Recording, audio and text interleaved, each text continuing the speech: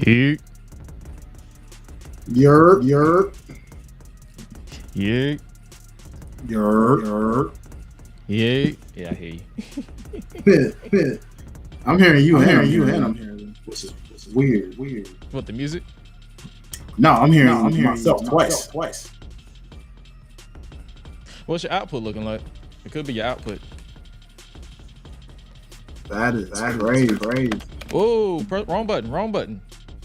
Uh-oh. Oops. My fault, bro. Hold on. You pressing too many buttons, brother. No, that ain't me. That's command keys, brother. Hold on, ain't me. Hold on, let me. I'm like, hold on, wait a minute. That's Mac right there. Brother, okay. Bro, I promise I'm not doing that. Okay, seriously, why am I hearing myself say?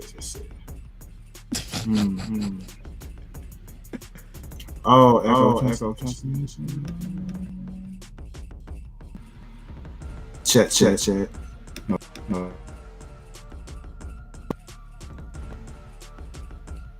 Everything coming through the Yeti. That's weird.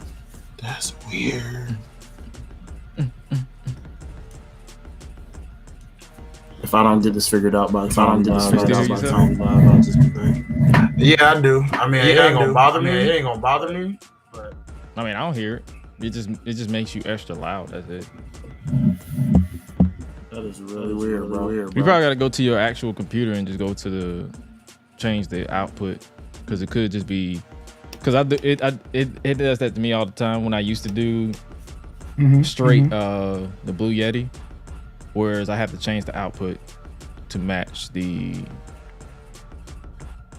input. I mean, it was weird. It's just something like that's Restream. Like this new design for Restream is kind of throwing everybody off. Like, I think they still gave us the old option, so we can always go back to the old option. I adjust that right now, brother. Well, we'll do that once we we'll see. But yeah, it's just the new option. But other than that, what's up with you, brother? Man, looking coming like off like the Daredevil. A whole high. Looking like Daredevil with them shades on. I'm sure seeing red like Daredevil. That's for sure. Oh man. Who we gotta fight? No, literally. Oh, I thought I was about to say. When I hear someone say we seeing red, I'm like, okay, so who we gotta fight? Nah, man. Yeah. It's literally these glasses are like red. Frame, making everything. It's wide. Because when I hear, when I hear I'm seeing red, I'm assuming somebody fucking with you, and then that means if they fucking with you, then they fucking with me. If they fucking with me, they fucking with my entire family. When they fucking with my entire family, then we got a problem. Okay, Roman Reigns. He disrespects you. He disrespects me. He disrespecting our family. I can't have that. We can't have that, can we? Can't have that disrespect. Why would they play games with me? See. Nah, I am missing that. I'm not gonna lie. I need Solo to do the stuff for that. Oh yeah, we definitely gonna talk about the new presentation that they gave us on kind of like what we did last week, pretty much the same format. We just talk about whatever we want to talk about, and then we go from there. Yeah, for sure, brother, man. Did you watch anything from this week? Oh, I caught up. Oh, you caught all of it? Okay. I know you was out there. Well, we'll definitely give you your flowers on air. But, you know. Thank you, brother. Thank you. You know. But I've been listening to a lot of smooth music lately, like Teddy Swims and all these other people, and it's like it kind of gets you in that mood to where it's like I'm kind of chill this much because it's like my mood is so smooth to where I just start harmonizing with random songs. Really? I don't know why. Harmonizing random songs. Yeah, like you heard that song from Teddy, Amazing. Have you ever heard that one? Oh yeah, I know that song. It's like that song keep looping in my head, and I just be just chilling, and then I just start harmonizing. I'll be like, yeah. You know, certain vibes. I ain't gonna hold. You know what I'm saying? You'll be like, why am I vibing in this mood?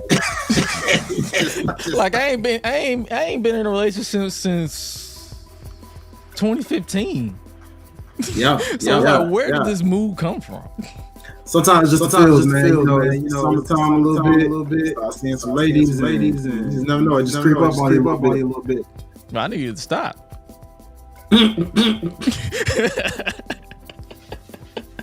That's the problem. It's not. What Andre 3000 say? Everybody needs somebody to love.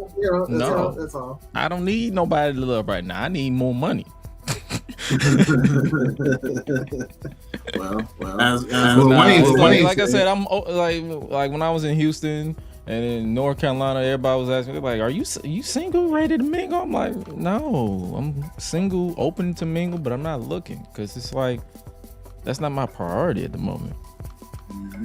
Like I want to make sure I'm good with therapy and basically making sure like I'm in the clear mentally before I actually add a woman in my life, because it's like mentally I wasn't prepared last year when I tried it, the year before that, and I'm like, you know what, I'm tired of making mistakes and I'm tired of settling for lesser women. And I hate to say it like that, but some women are just like that sometimes. They carry themselves like that. So it's like, as if you want to settle for greatness or settle for someone better, you gotta make sure you're not attracted to that. Because I've noticed that when I was younger, I was like, why am I always attracting women, or I'm always attracted to women who are broken? And I had to realize that I was broken myself, and I had to address that and pretty much say, you know what, I'm not a therapist, I'm not a doctor, I can't be the head of the household if both of us are broken, or I can't be a man if both of us are broken in the relationship. I'm old school. Right. I'm old school. Like I ain't the new school podcast relationship bullshit. I'm more so like, if we got problems, we communicate it offline. But if you show me that you're the type of person that's gonna be that type of person that just BS online, I ain't got nothing for you. Yeah. Really, we 5 minutes over. I guess we might as well go ahead and officially hit the button, minus with all those technical difficulties, which is hilarious. But yeah, we're gonna push the button and get the show on the roll. Let's do it, baby.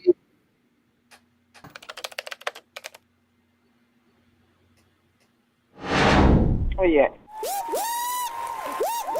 Ladies and gentlemen, stand to your feet and make noise for GRESH Unleashed.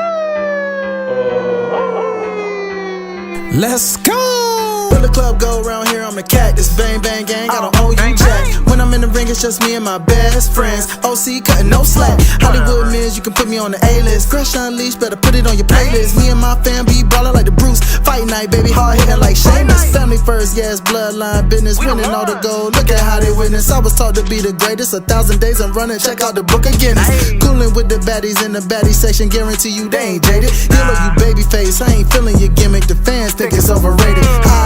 Brock Lesnar on the beast. Eat, sleep, flex, and repeat. Whole new swag with a price on the tag. Coming live from the west to the east.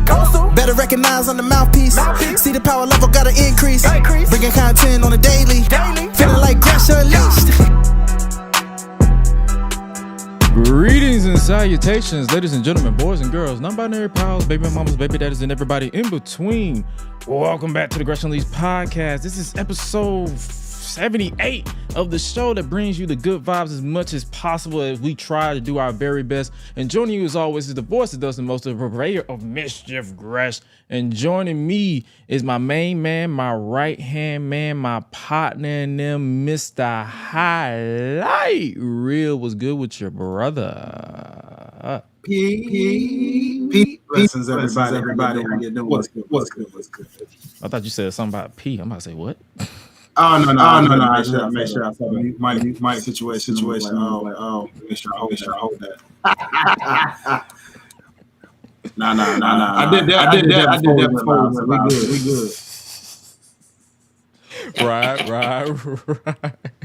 This is the Prince of Botch. For those of you who don't know who this man is, this is my right hand man. But yo, man, what another week of all around entertainment in general, and also I can't even just say Mr. Prince of Botch himself. He's also award-winning Mr. Prince of Botch himself, Mr. Highlight Reel. What's good with you, man? What you up in here celebrating this weekend? You know, man. Listen. I just want to thank everybody right now. We took home the 2024 Legacy Award by the Kingdom Nightlife Awards. First thing.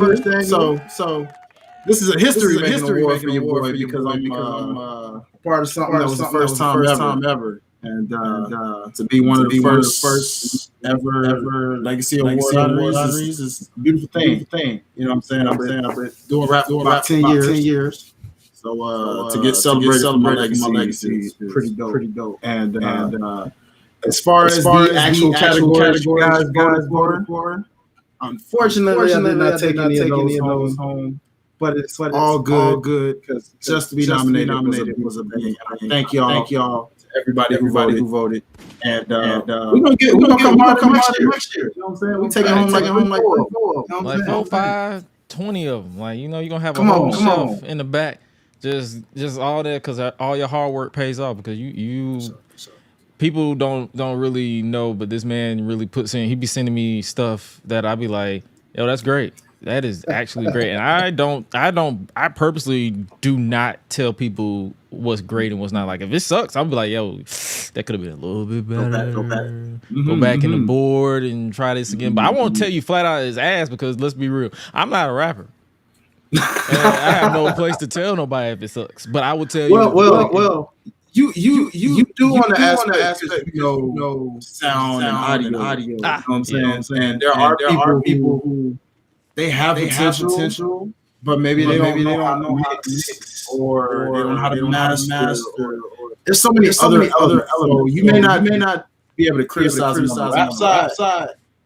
Per se, if you tell me how it sounds, I'd be like, yo, the vocals, the ad-libs are a little bit louder than the vocals. You can bring that down. The lead vocal, it needs to be probably, and I'll tell you numbers like a time. I'm like, oh yeah, that sounds like you got it at 5.5 dB. Bring it down to like a 3.4, and it works every time. So it's like I spent 10 years training my ear. Well, is it 10 years? Because 2015 is going on 10 years next year. 2015. Yeah. So next year it would be 10 years. So I trained my ears to really is with audio. So it's like, hey man, I can help you with that. But as far as vocals, I'd be like, I don't know. I'm like, yeah, it sound good to me. It sounds like your word says something to me. You know what, bro? We gonna have to go into business together. And critique some of these up-and-comers out and get them game for consultation, if you will. That's what Freepedia is for, brother. You're right. Freepedia is a multi-conglomerate enterprise. It's a consultant. It's basically what that means. It's like we're not boxing ourselves in just one form of entertainment. It's like we're working on doing multiple things, and that is included. So, hey, that's what all that is for. Like, GRESH Digital Media is strictly media, but Freepedia, there's no media in the name for a reason because we're multi-conglomerate. We're expanding. We're doing other stuff out of there. Like 2025, 2026, sky's the limit. Big facts, baby. Speaking of sky's the limit, did you peep that Kendrick Lamar Not Like Us music video that dropped last week? Boy, did I. First off, let me just say how hilarious it is that video hit 13 million within a day. And I'm like, good job. Right? It's like, I think 2 days ago or a day ago, it literally just hit 35 million within the span of 3 days. Wow, bro. Hey, listen, Chris. I'm gonna try to. Let me see if I can get out real quick. Like kick me out. And I'm gonna come back in. I'm gonna see if that's the echo. Okay. I'll be back, y'all. We're gonna fix that echo. But yeah, man, it was like with the way that everything was pieced together. I'm like, I was in the middle of watching the kickback with what you call it with the boys, which you guys should check out. Is on demand right now. I was literally in the middle of watching it, and it dropped in the middle of that, and I'm like, yo, dog, what is like? This is fire. Oh, what up, Jump Off? What it does, gents? Praying my connection loads up this week, so I can stay the whole show. Yo, man, I appreciate you for rocking with us over on Twitch. Like, yo, we appreciate y'all rocking with us. We're still waiting on Highlight to come back because his technical difficulties. But yeah, man, I'm gonna switch over to the chat while we wait on Highlight to come back.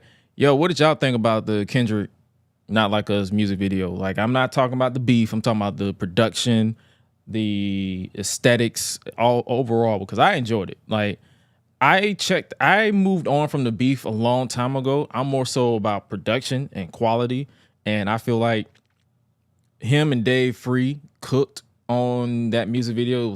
It was simple.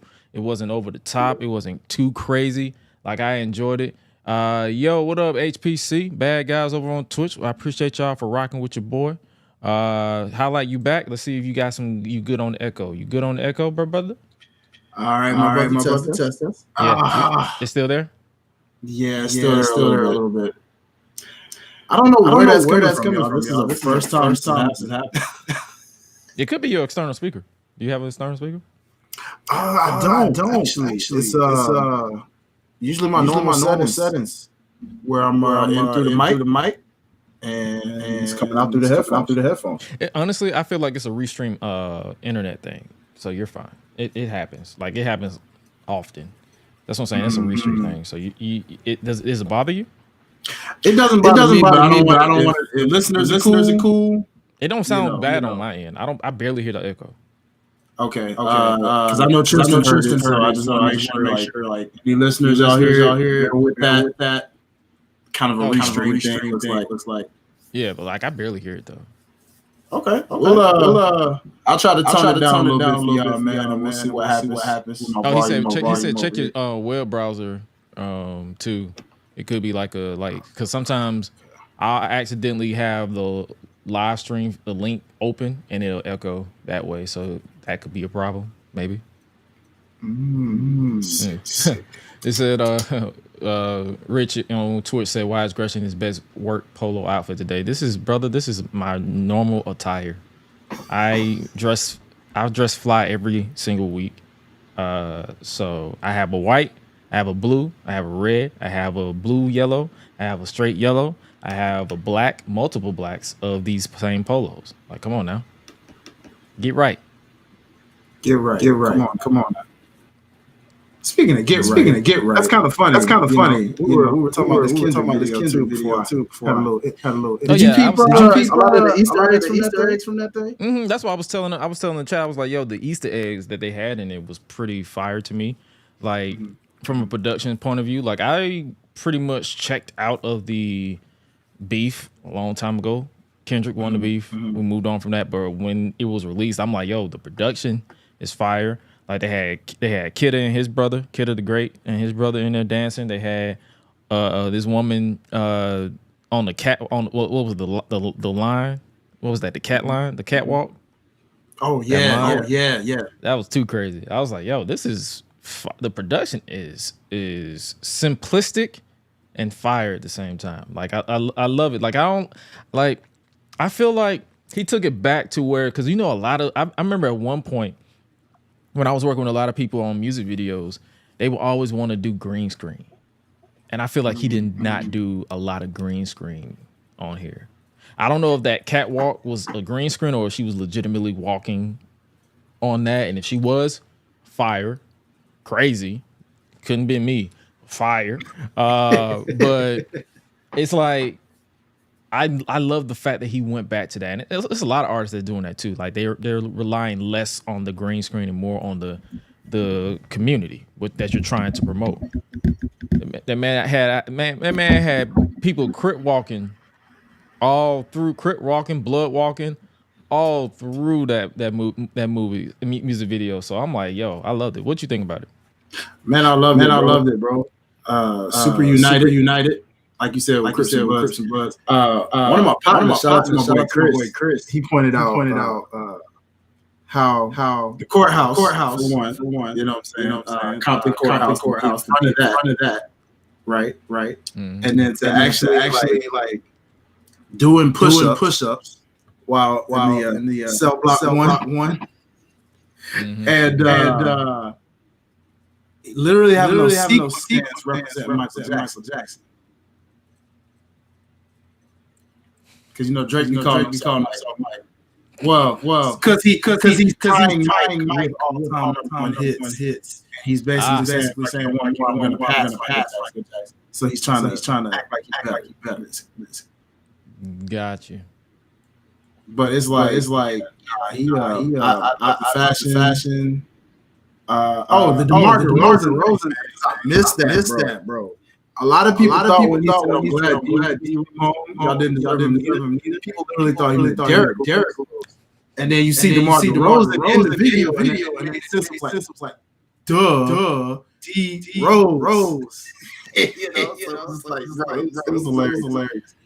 Yeah, because I saw that on Twitter, the reaction. It was like, bro, how many people thought he meant Derrick Rose? I was like, not me. I'm like, but then I get it. It's a lot of people who did, and I was like, it makes sense because a lot of people don't really follow that culture as much as a lot of people do. And well, then also help. Like the name is Zen, but like he shortened it. Zen. He just right. And so many people naturally D Rose automatically you just register Derrick Rose in your brain. But it made sense because you're like, he played for Toronto. Okay. I feel that. Just so you know, your mic going in and out now. Okay, now it's going in and out. Okay. That might be fixable. Just all right, that was sounding out. Yeah, you good. Okay, cool. Because you was in the middle of the conversation, it was like going under the water. I think it's because I'm trying to echo a little bit too. I won't honestly. It's like I wouldn't even fight it as much. It's like I would rather you just I would rather hear echo because we've had a few episodes in the past where echo was literally throughout the entire episode, which is strange, right? First time I'm actually hearing it on this side. Yeah, that happens a lot. Yeah, me and you definitely gonna set you up to get you a different. Yeah, this might actually get rid of pretty soon. I got a new mic. I was looking at. I'm finna get so hopefully next week y'all will be straight. Yeah, we'll be straight. Speaking of hatred, though, let's talk about the return of Hangman Adam Page in AEW. This man is full of hatred and just. Like, what's your thoughts on this incarnation of Hangman? Because a lot of people assumed when he was coming back, he was going to be basically just the elites. I guess the with the elite 100%, but he's pretty much 100% driven by hatred of Swerve. Mm-hmm. Like, well, 1,000%. Like, he does not give a fuck about the elite. It's kind of, you know what it gives me? My Dragon Ball Z fans. It's giving Vegeta success trying to get stronger than Goku. In a sense, like you know how he don't care about nothing else around. Vegeta's just like I've got to be stronger than Kakarot. Don't care. What up Super Saiyan? I'm the principal. You know, it's like nothing else matters, including this man's own family. He's just like, yo, I want to be stronger. The strongest. So it's kind of parallel. It kind of me. I don't care about the elite. I don't care about this tournament. He's the only one to come back for one thing and one thing only, and that is to burn his entire world to the ground. And you notice he never said his name one time. He kept saying his. Unless you've been following along, and then I believe I think he did an interview after Collision because he's in the finals now for Wednesday.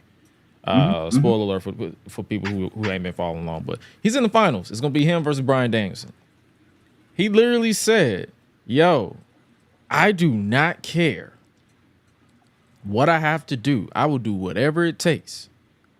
I am going to face you for that title. I'm going to take everything." You went into, like, if you haven't already peeped that promo that he cut on after Collision on Saturday, because I didn't watch Collision live because we were watching Money in the Bank, but I watched it Sunday morning, like when I was pretty much editing footage from the Money in the Bank kickback.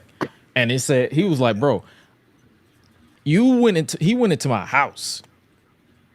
He threatened my family. We had to leave." And that was the most horrifying and worst experience I ever had to deal with in my life. And after 5 years, these people basically chose him over me. After everything, I gave everything. So now he's like, "Yeah, I'm finna take everything from him. Whether you love it or not, I'm finna take every fucking thing from you." And I'm like, this is the Hangman I can mess with. I like this a lot, actually. It's kind of funny because I've been hearing a lot of Cody, like on that end, get into that. We're talking about like when it comes back. If Cody go heel. Repeat that again. I can barely hear you. You going in and out again. Yeah, I think that echo. Is it the echo cancellation thing on the settings? It could be like it was turn. You said turn it off. Turn that off. Double check. Because I had to turn that off because it was messing with my mic too. All right. 1 second, bro. Do this one down. Because on my audio, I turned off the echo cancellation and the noise suppression, but kept on high resolution audio and auto gain control.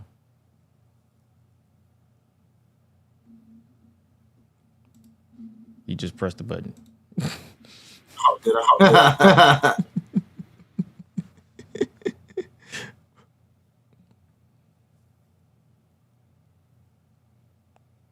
You good? Or did you mute yourself? Yep, you muted yourself. There you go. I did that on purpose. Okay, just making sure.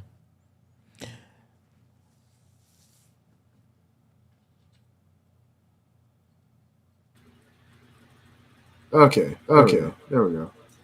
I don't mind that, bro. I don't mind that, bro. Oh, you're good. I just want to make sure it's not. What's the other setting in here?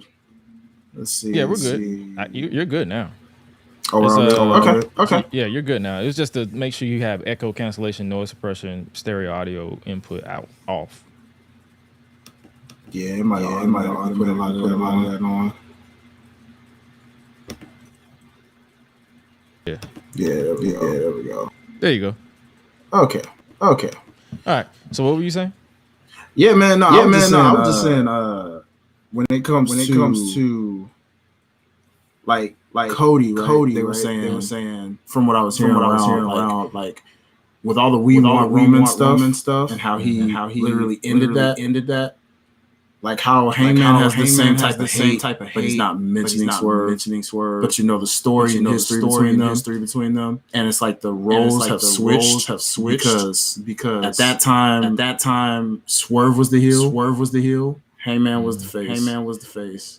And I remember you saying like, hey, when Swerve was on that chase, I don't blame Hangman. If this were me, I would hate this man too. I'm not gonna let him win this title. But now he gets it. He's a babyface with Edge.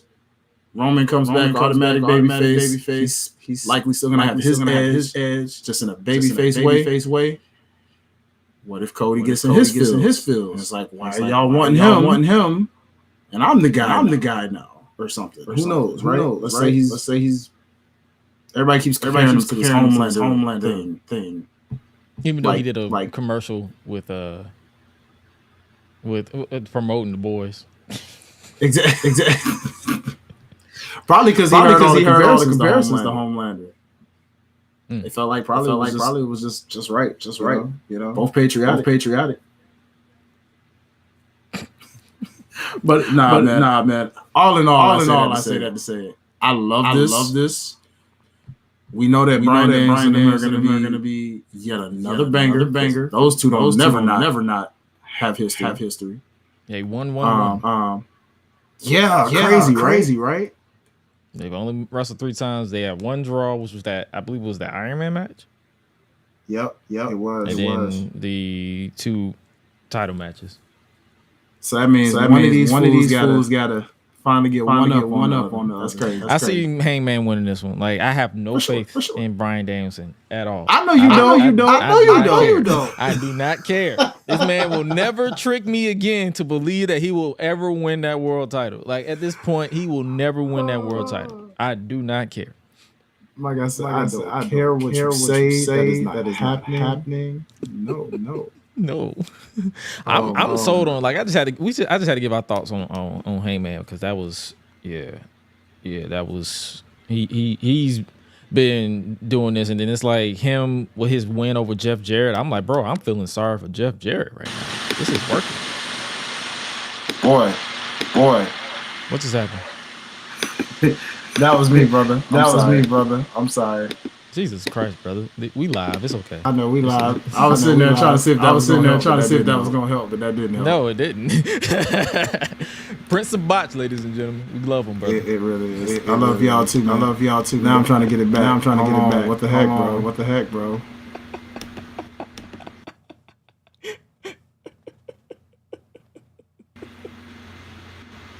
What in the world? How did it go? Hey man, I just did a switch, and all of a sudden it just did that. I'm like, what the heck? Y'all know this don't. But this is crazy. This is hilarious. That's why I'm laughing. I can't even get mad. It's a part of your whole. It's your gimmick, brother. It's my gimmick right now.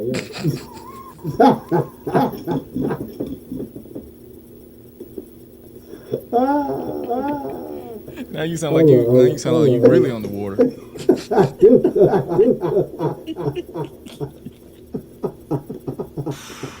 Hey man, I'm messing with y'all now, but at the same time, it's not. You're not at the same time. It's like it's half and half. You're almost. Yeah, what I just did, that was on purpose. But this was totally not planned. I promise. This has never happened. But, that's gonna make some fun editing. Let me see what else. Nah, I ain't editing shit. This was the episode. Let me see what else we got on Dynamite this week. Oh, Britt and Mercedes. Britt had a stroke, apparently. Yeah, that was wild, wasn't it? Yeah. When I heard that, I was like, this basically tells you that it don't matter how healthy you look, how healthy you are, stress, anybody can get it. Yeah, it kind of makes you think about Jamie Hayter too, in a sense. Yeah, I don't know what's up with her. Like, it's like, damn, it's been over with her. It's like, what else is going on with her? Well, I think about R-Truth, right? Like when he was out, with the injury he got from wrestling Grayson Waller on NXT, right, with the quad. He shared that story about he almost lost his leg. That was at the amputate. What was it? Because it was infected during the surgery. Yeah. It kept coming, and he went through the wound vac, and all that stuff, and the doctor was like, "Bro, if we don't find the source of this thing, we're gonna have to cut it off." So I mean, it's a physical sport to those who don't already know that, obviously. And these are real injuries. There's a reason they're like, don't try this at home, kids. Right. Even though nobody listens. But is your headphone mic picking up your room noise? The mic that you just put up. It probably is. I don't have any. I'm talking about the mic. These are gaming headsets. I'm talking about, is that picking up the audio? Because I'm hearing your room noise mad loud. So that's what I'm saying. It could be your mic. Bro. That's what I'm saying. What is this? This your mic. What is that? Is that picking up something? It's like a gamer mic. But I don't know if that's even. Okay. Anyway, continue. Yeah, I don't know if this thing even reads or not right now. It's all right. Weird. But matter of fact, you know what? Just in case. I cut the fan off. And kind of still there. All right. Sorry, y'all. But nah, for real. What these wrestlers go through, man. They choose to share it with us, of course. But after hearing what Britt went through, what do you say, man? It just goes to show that it makes you respect wrestlers more when they're trying to get back to entertain us. Mm-hmm. Also, is my mic muted? Oh no, I hear you, bro. Oh, okay. What's going on with my? So many technical difficulties. Like, what the hell going on today? Like, damn. Today, just say, yeah, we finna just have a vibe of a show. Okay, it just went away. Yeah, it's like it's crazy to me because it's like you, and that's why I always try. Like, a lot of people be like, oh my god, why do you act like you like when real life stuff happen? Why do I always pull back on certain jokes? It's because you never know. Like, if it's out of sight, out of mind with me. Like, I'm not finna, like, if you're not telling me what's going on or telling us as a consumer what's going on, it's not our place. And speaking of what's not our place too, a situation with Roman Reigns and his family's pictures being all on social media. Y'all are weird. I didn't Stop. like that. But I just had to get that out there. Back to Britt and Mercedes, because apparently we're getting that. That's basically all but confirming all in. Mercedes versus Britt.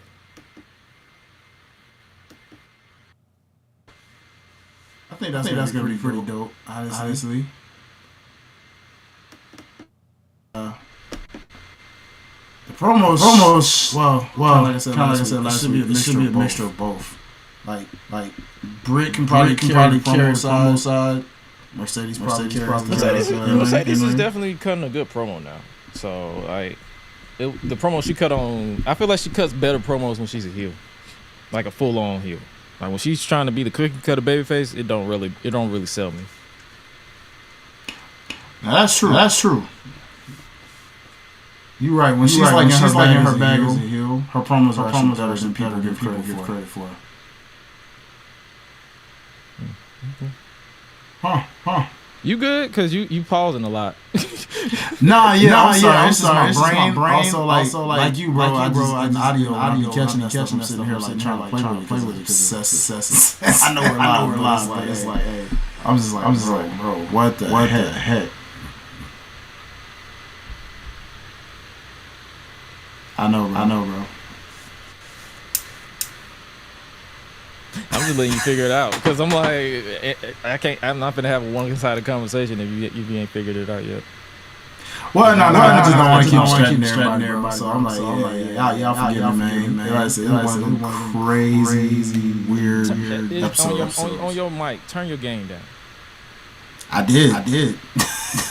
Then what the hell is that? Yeah, I'm switching patterns and all kind of stuff, trying to see like is that mic? It could be the pattern because you using the Blue Yeti, right? Mm-hmm. Yeah, I went to because when you mute yourself, you don't hear no more. So it's definitely a pattern that you're using. Wow. Hey y'all, yeah, we live, baby. It's part of the show. Like it happens often. Like we just gotta pivot and keep it going. We appreciate y'all for rolling deep with us though.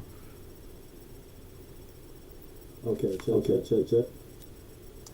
Now you sound like a fish again. You know what's wild? That actually Shoot, never mind. Yeah, I know that is for that.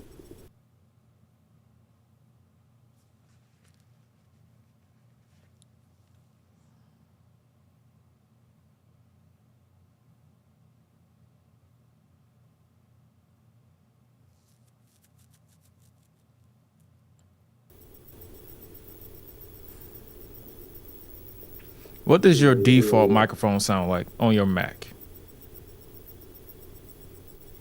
Because you're having too many problems with that. Trust it, but not put that call. You might have to go with the default, because if your Blue Yeti going giving you problems, that's literally over almost 2 hours of just bad audio at this point. You might as well just go ahead and switch to the default and just roll with it. Yeah. Let's give that a try. Let's see what the default will do.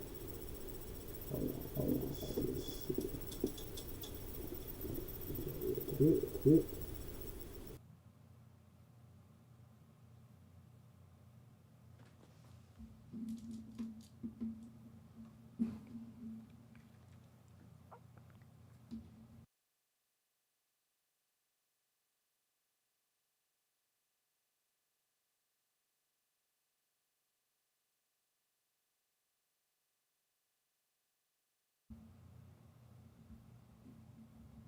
So while he figured out his microphone situation, chat, what y'all thinking about?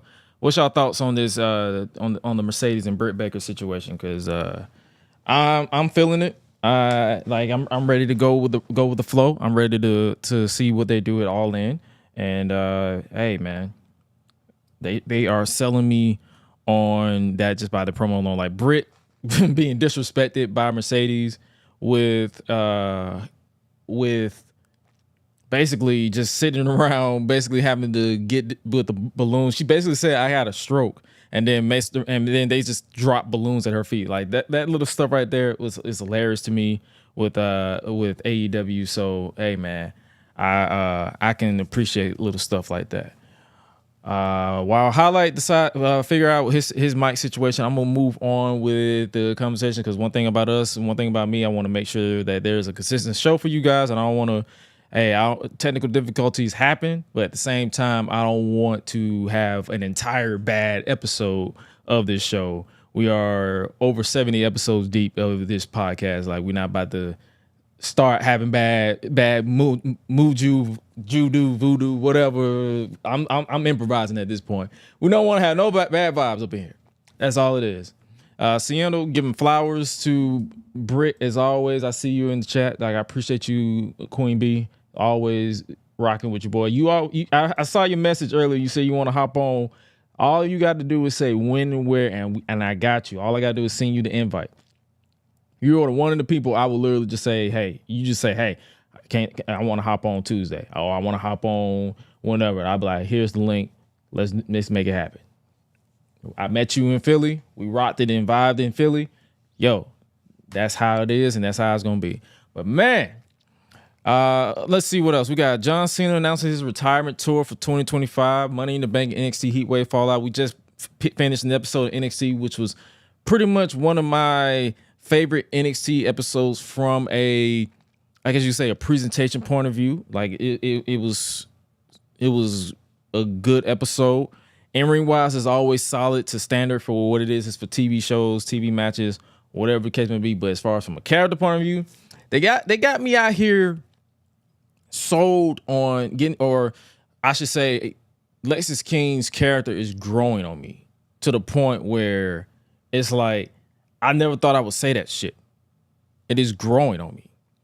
And I hate that I said it, but I'm saying it now. But yeah, man, John Cena announcing his retirement tour, that caught me off guard. Like, I want to know what you guys' thoughts, because I want to get Highlight thoughts if he ever hops back in here or not, whatever the case may be. But I am 100% interested in seeing John Cena's retirement tour, because I'm not gonna get on here and act like I was always John Cena's biggest fan. Like, I'm not finna sit here and act like I was like the biggest John Cena fanatic, if you will. Like, this man has been in the wrestling business over 20 years. I've been watching wrestling since I was like 7, 8, 9, on and off. And then I really got into a hardcore when I was like 12, 13. So, and he was the WWE champion at that point. So, man, to see him finally call it quits. I'm getting old. I said it on the Money in the Bank kickback. I'm like, I'm at that point now where I'm getting old and it's getting crazy and it's really getting to me, if you will. So, hey man, I am 100% interested in seeing what they do with the retirement tour. Highlight, you are back. We are live, buddy. Let's see if you good now. All right, y'all. Testing. Yeah, you good. Let's just go with the flow. Don't press no more buttons. Ain't no buttons to press with this one. No, I'm just saying, just don't. Yeah, you're good now. If there's an echo, there's an echo, but you're good. You're good now. All right. Yeah, it's a little weird, but I'll work with it. Okay, y'all. I heard you talking about Cena. Good. I pivoted from AEW because I'm like, we're on that topic too long anyway. Outside of the MJF stuff, I really don't care. That was all right. It was a good moment. I will say overall that was a good Dynamite. Yeah, it was a good Dynamite. Like that was one of the best ones that I feel like in a while. That was one of the best ones that I enjoyed. Like MJF with the "You People" promo on Collision. Hey man. I'm glad you said that. I do have one last thing to say about AEW though. Okay, go ahead. I'm gonna need these guys to stop saying they're somewhere they're not. For example, in Atlanta, you're not in Atlanta, you're in Duluth. You're not in Memphis. You're in South Haven, Mississippi. You are literally state of Mississippi. You are not in Memphis, Tennessee. If you're at FedEx Forum, yes, you are in Memphis, Tennessee. That's it. It's just a little mini right. We've been saying that for years, brother. It's okay. We've been saying that. Yeah, I just don't get it because you don't see WWE do that. Like they used to. Way back in the day. Well, yeah, because they did do a couple shows at the arena, and I think they said like Atlanta. Yeah, so that's what I'm saying. I think that's just I think because people know Atlanta, they don't know Duluth. They would think you talking about some type of yeast infection. So I guess that's true. I mean, South Haven is like literally next to Memphis on the border. In that case, they just lying to my face. You're not in Memphis. Dang, bro. Nah, they're just lying to my face at that point. No, you're not in Memphis. I'm interested to see what they're gonna do with Daniel Garcia. Like, is he? Oh yeah. Because they pretty much killed him off with MJF on Wednesday, and I think there was some type of article I saw, or I don't read articles. I saw a tweet where someone was like, his contract status is up in the air, and I'm like, so you think that's why he got such a big beatdown like that? Yeah, just in case he don't re-sign, I guess. I don't know. Why the heck? But I don't see him going nowhere. Ricky Starks like that then. Ricky Starks is a different situation. Like, I don't know what's going on with that man. That man can't even post a picture of himself without getting flack. What the heck? I'm not finna give that account any recognition, but yeah. It's like he posted a selfie and then someone literally replied with, instead of posting about himself, why he don't talk about the good episode of Dynamite? You mean the episode of Dynamite that he wasn't on? And hasn't been on for months, by the way. But like, why would I like? That's like me working for. I'm not saying it is. That's like me working for WWE. They never put me on anything. I'm not on Raw. I'm not on SmackDown. I'm not on NXT. I'm not even on WWE Speed. Why would I talk about WWE when I can just post a picture of myself?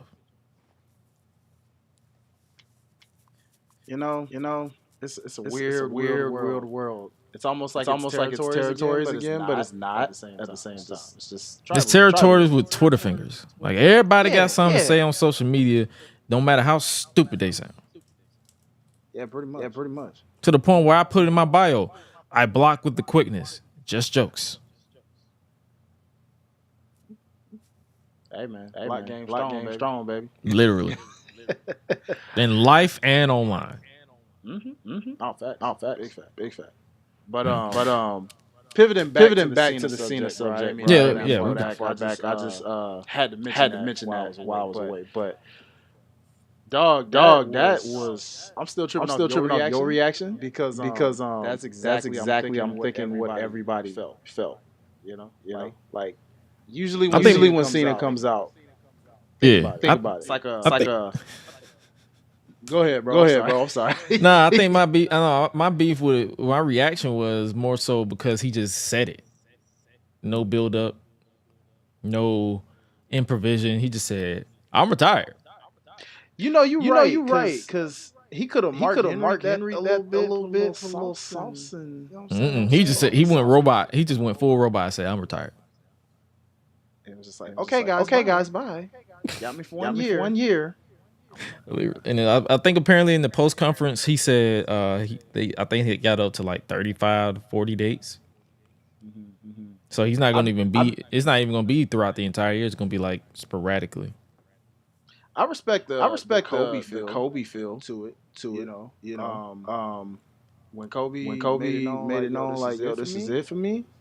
That farewell tour. It was like every NBA game, every city he was hitting. It was like, hey. This is literally the last time you're going to see Kobe. Now we didn't think that would literally be for real. But you know, at that time, I remember every city was like selling out just so they could see Kobe one last time. And if WWE's doing this the way I think they're going to do this, those cities that they will announce him to be in, that's selling out. Mm-hmm. Kind of like the Rock last year. Remember? Earlier this year, I should say, with the WrestleMania build, and how as soon as he announced what cities he was gonna be in, sold out, straight sellouts.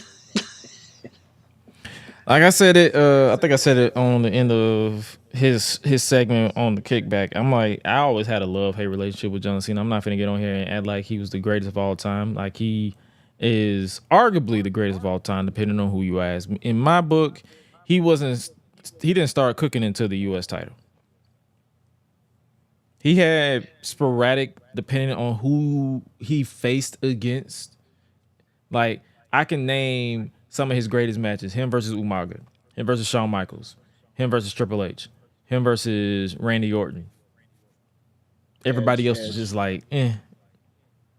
And it's like... Him and Edge had cooks. Him and Edge, him and Edge, I believe him and Edge was the first TLC match I ever seen. Hey, I'm gonna say him and Batista ain't too bad. That's kind of underrated. Yeah, that's what I'm saying. It's like it depends on who it depends on who he was cooking with. Some of them was just dog shit. Do you count his mid card days with Eddie Guerrero, like that parking lot brawl? Yeah. Okay. I was gonna say, man, that rivalry was crazy. That's what I'm saying. So it's like I always said like with me, it was a 50-50. Like it was a love-hate relationship. Yeah. Like him and Booker T were pretty good too. When they did their best of 7.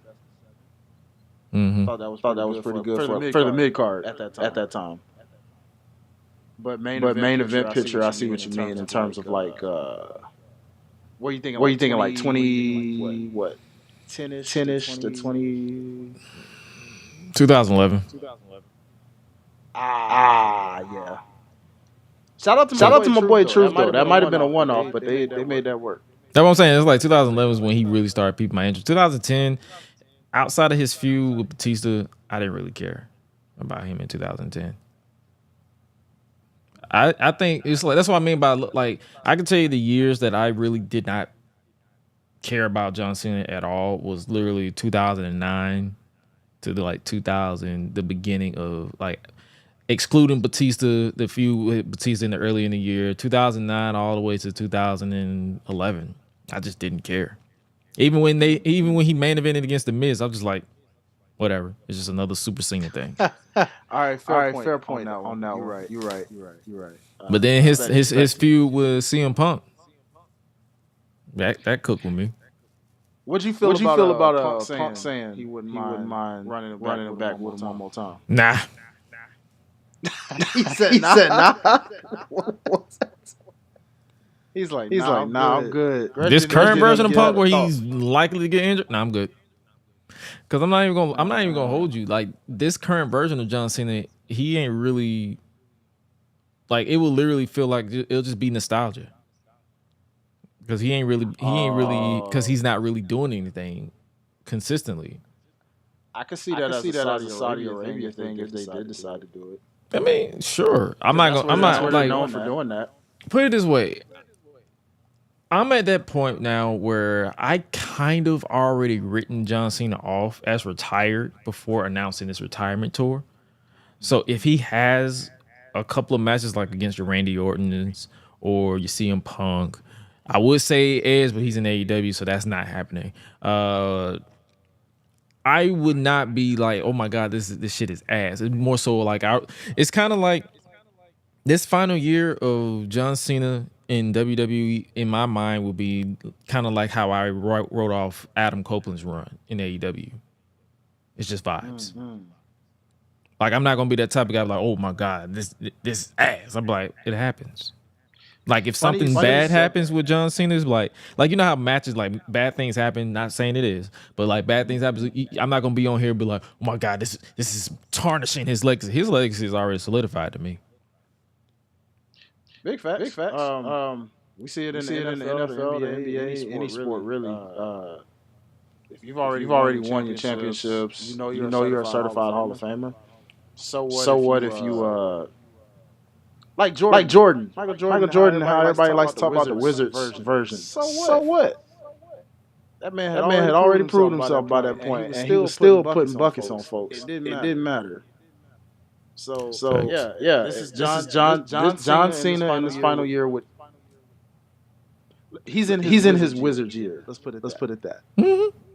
And now he's because his match with Solo Sikoa, and what other match did he have? What other match did he have?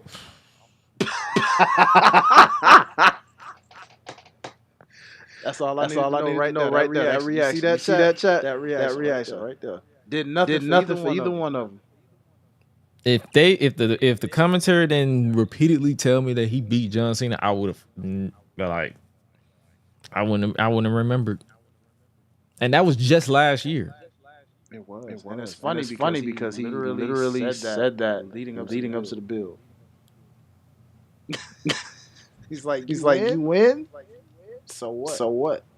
But you lose. And you're you know. So it's like dang.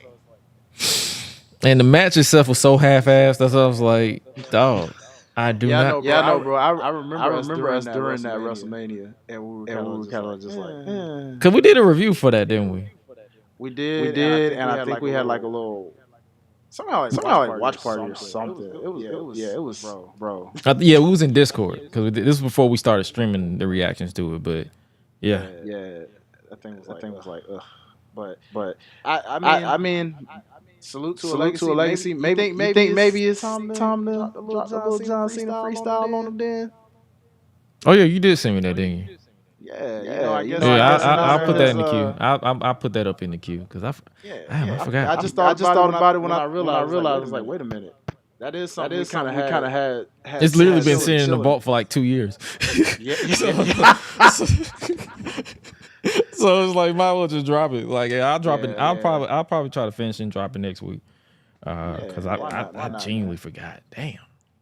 It's all good, bro. We got so many. We got an MJF one. Y'all don't know about. It's so many that's just stashed. Y'all be like, Gresh, why haven't y'all dropped it? It's more so just I forgot. 9 times out of 10, I just forgot. It's all good, brother. We got schedules. You know how we do. No, yeah, I see this online, and this would be good for us to have a discussion. John Cena, 17-time world champion. Does that interest you? Me, I'm good. Honestly, I listened to a couple people talk about it, and just off my own observation after hearing it, I wouldn't mind seeing it if you're gonna do it in a way of like how AEW did Sting. Say he wins it, and then vacate just vacates. Which championship though, Cody, or let's just say he wins at SummerSlam, Gunther. See, this is where I go the other way. Everybody keeps saying like Cody, right? Mm-hmm. And I understand it. But for me, I think Gunther because Gunther doesn't necessarily need a super long reign per se. Yeah, we just got through his longest Intercontinental title, so exactly. And then on top of that, I'm not, can I say? I say this all the time. Yeah, I am so over these long title reigns. Thank you. I love what Roman Reigns did with the Universal Championship. I appreciate that. But I do not want to see another 3-year title run. At all. For nothing. I don't care if it's Sami Zayn Intercontinental Champion, Braun Breaker wins the title, and he becomes Intercontinental. I don't want to see these long title reigns no more. I need a break. Because I'm not going to lie to you. I'm not going to lie to you. If it was WWE, AEW, I don't care.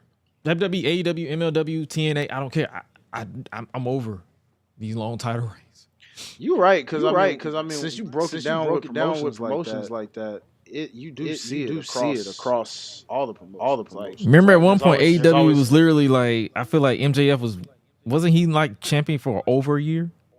Yeah, he was. And I think Ospreay gets it eventually. They're probably gonna do the same thing with him. They did it with Kenny. Remember? Belt collector. He had that for quite a while too. I'm telling you, bro. That's what I'm like. Cody's gonna have this doggone thing at least a year.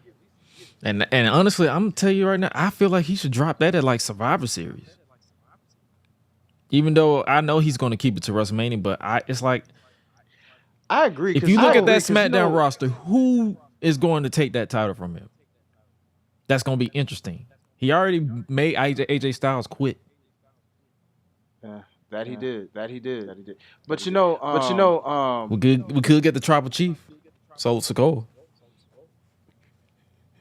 It's so funny because I'm like kind of want him to do it, but the Roman factor, man, just makes that feel like it's probably not gonna happen.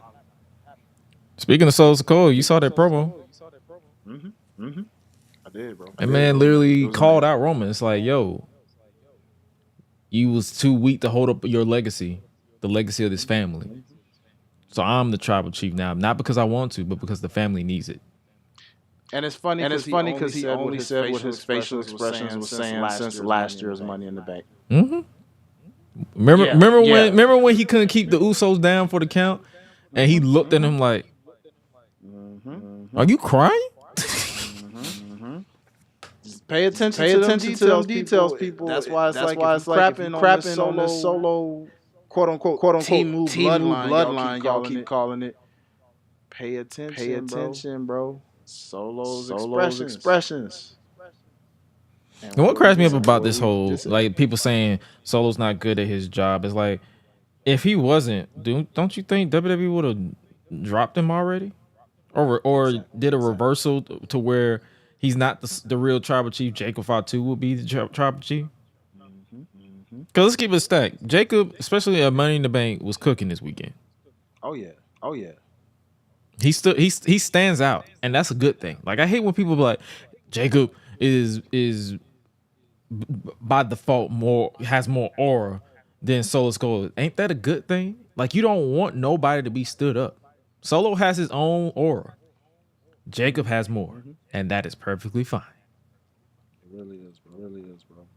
And I love it about him. I mean, I've been a Solo fan from pretty much the time he entered WWE. Some of y'all probably go back to the Indies. I didn't really catch his Indies run. Camera wanted to be a jerk. Sorry, y'all. All good. It's all good. Keep talking. Yeah, I'm gonna keep talking. But I'm just saying, like with Solo, I've always been a fan of him. I miss that street champion version, but I do like this tribal chief version. Because he's literally Roman.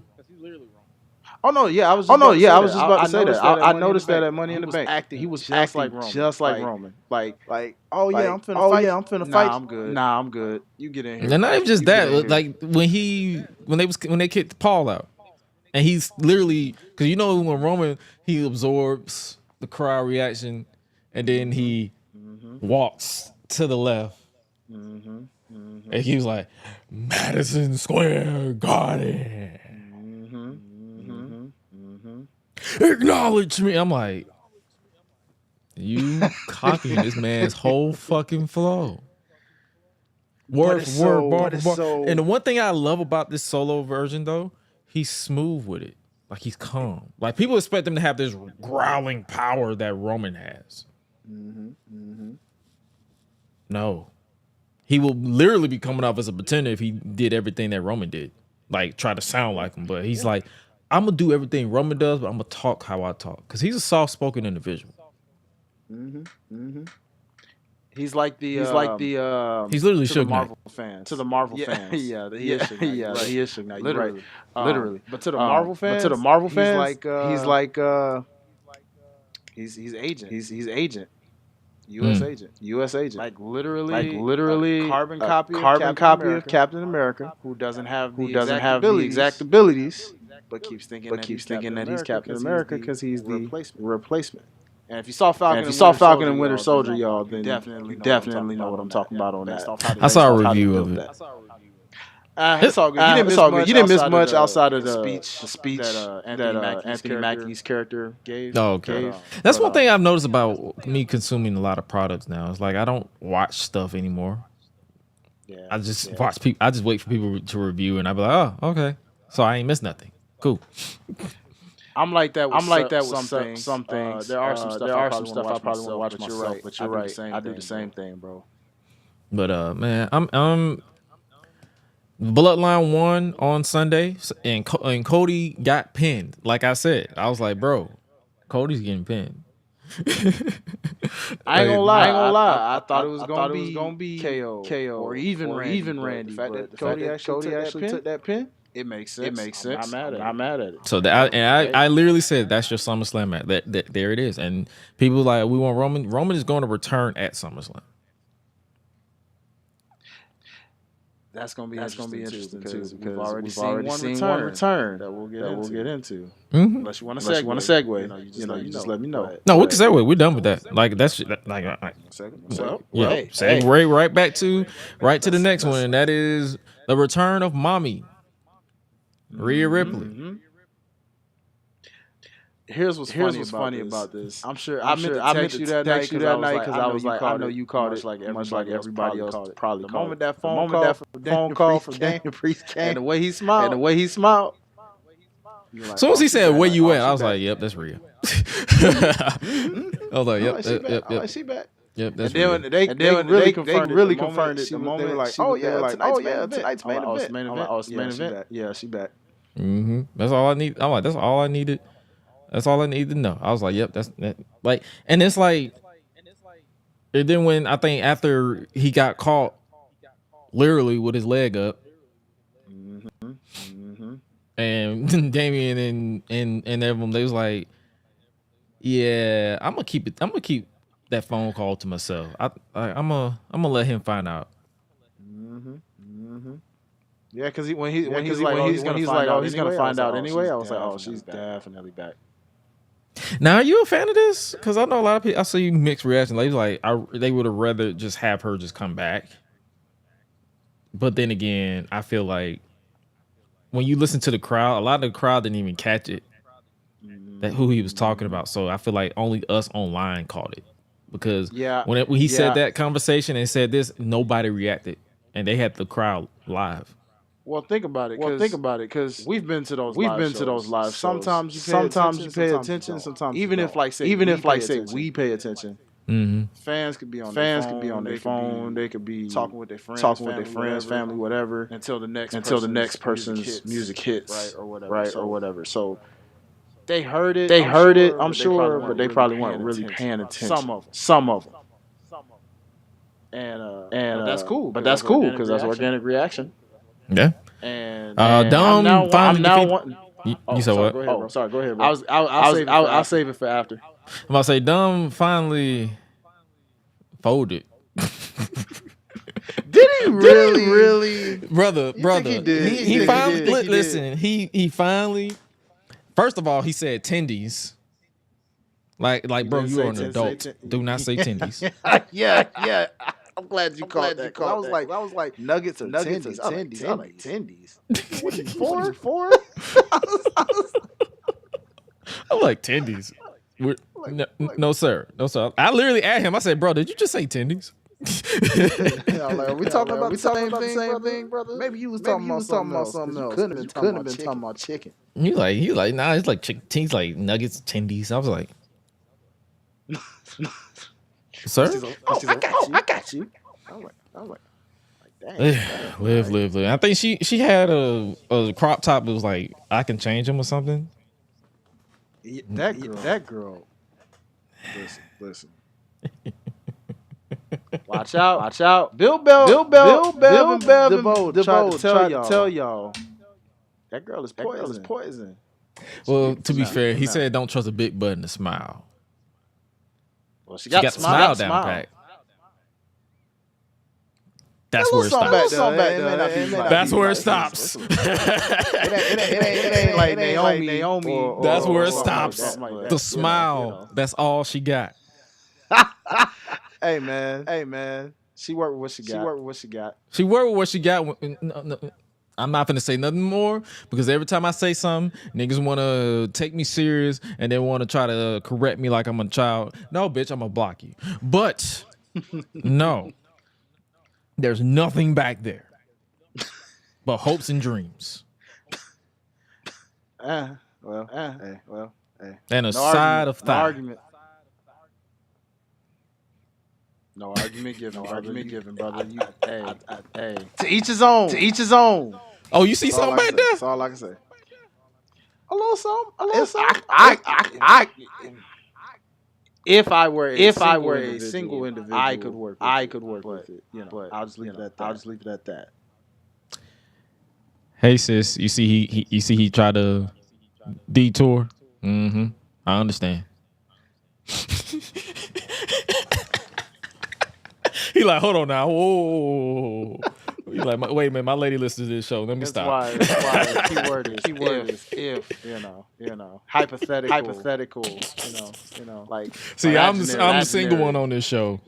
So, imaginary. And if he would have any further, we wouldn't heard it. We wouldn't heard the end of that.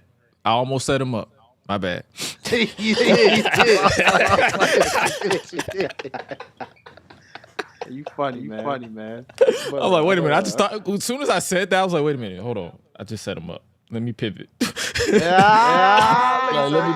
me pivot. I almost set this man up. My bad, homie. I apologize. My bad. I'm like, ooh, I can say, but no, Dom folded. Cause listen, man, Dom, like I said it on Twitter and I say it again, brother. You have a wife, a main chick, and a side chick. Wow, that's not fair. Wow, that is historic. If I've ever seen. Right. Yes, you are right. Yes. How you got three of them things? Well, you about to lose one. You about to lose your main chick. Yeah, cause she showed one. She shoved Joe. She shoved Joe. Like But still. And he may not even have. A side because the side low key. Yeah, she was playing. She playing games. She plotting. Yeah, because soon as she peeked through the curtain after she ran off, she was like, she just started turning around and smiling. I'm like, oh yeah, you set this man up. This man is getting played. You set him up and Finn. Oh, we see you, brother. Don't think we ain't. But brother Dom. Yes, you got to win over your daddy. Congratulations, finally. But sir, there's no explaining this. Not at all.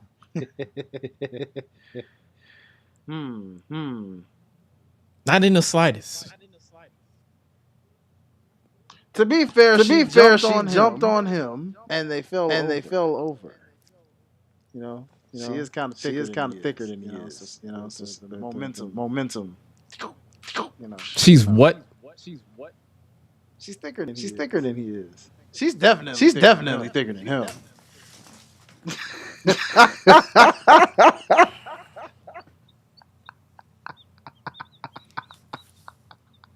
Wow. She's what? Thicker. Hey, bro. She is. Remember now, she used to be Rhea?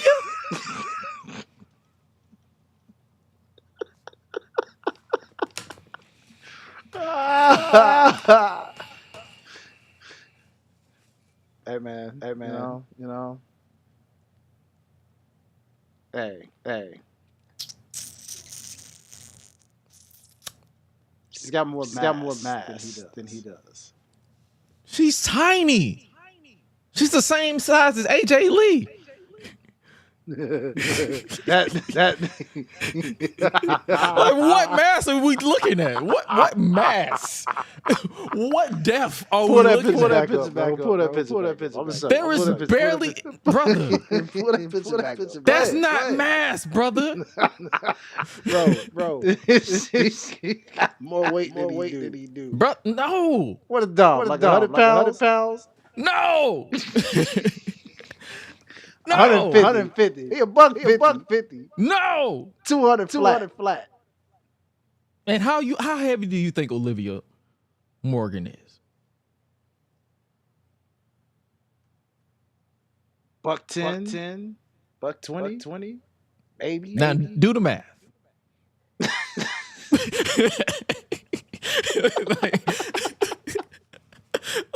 Do the math. Hey man. She may be little, but she packs a punch. Her momentum brought him down. There you go. Fuck. Not. What are we talking about? Wow. Oh man. Hey bro. My boy never changed. I love it. You talking about pull the clip of when she landed on Dom? Dom slipped. There's a difference. See? It's not just me. Her momentum brought him down. Technically speaking. I mean, I can't defend Dom, but I can defend that part. That's why I'm like, he came in. Every time she grabbed his brother's hands. What's up? Just saying. I ain't touching. But I'm still on the part where you said the thickness, the mass pulled him down. I mean, it did though. It did. And multiple times. I'm talking multiple times. Gravity is a lot, my brother.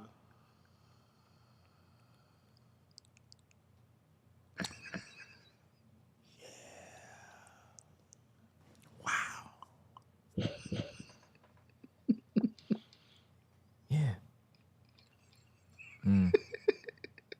Liv is thick. Okay.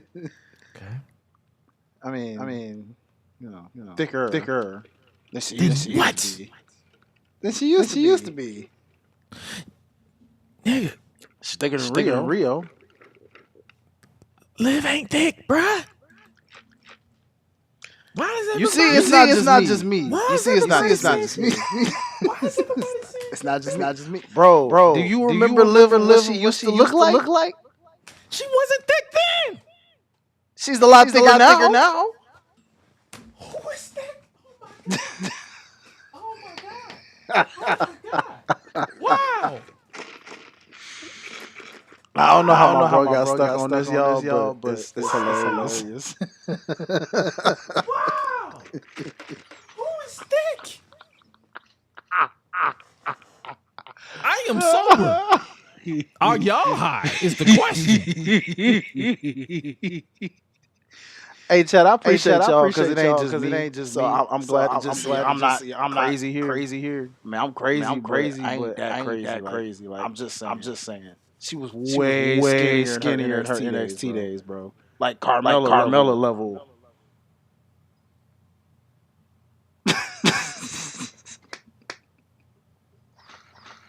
Hey, this man stuck. I'm gonna let y'all live in y'all delusion. All right, yeah, we're gonna move forward because. All right. Think. Okay. I'm not saying she's like Naomi level. But she, like... Okay. Have you not seen her in workout gear? I don't follow these people, so I have not seen her in workout gear, brother. But you did see her in person. She had a dress on, and she wasn't that thick. Yes, but that was a couple years ago. She's put on a little bit more weight since then too.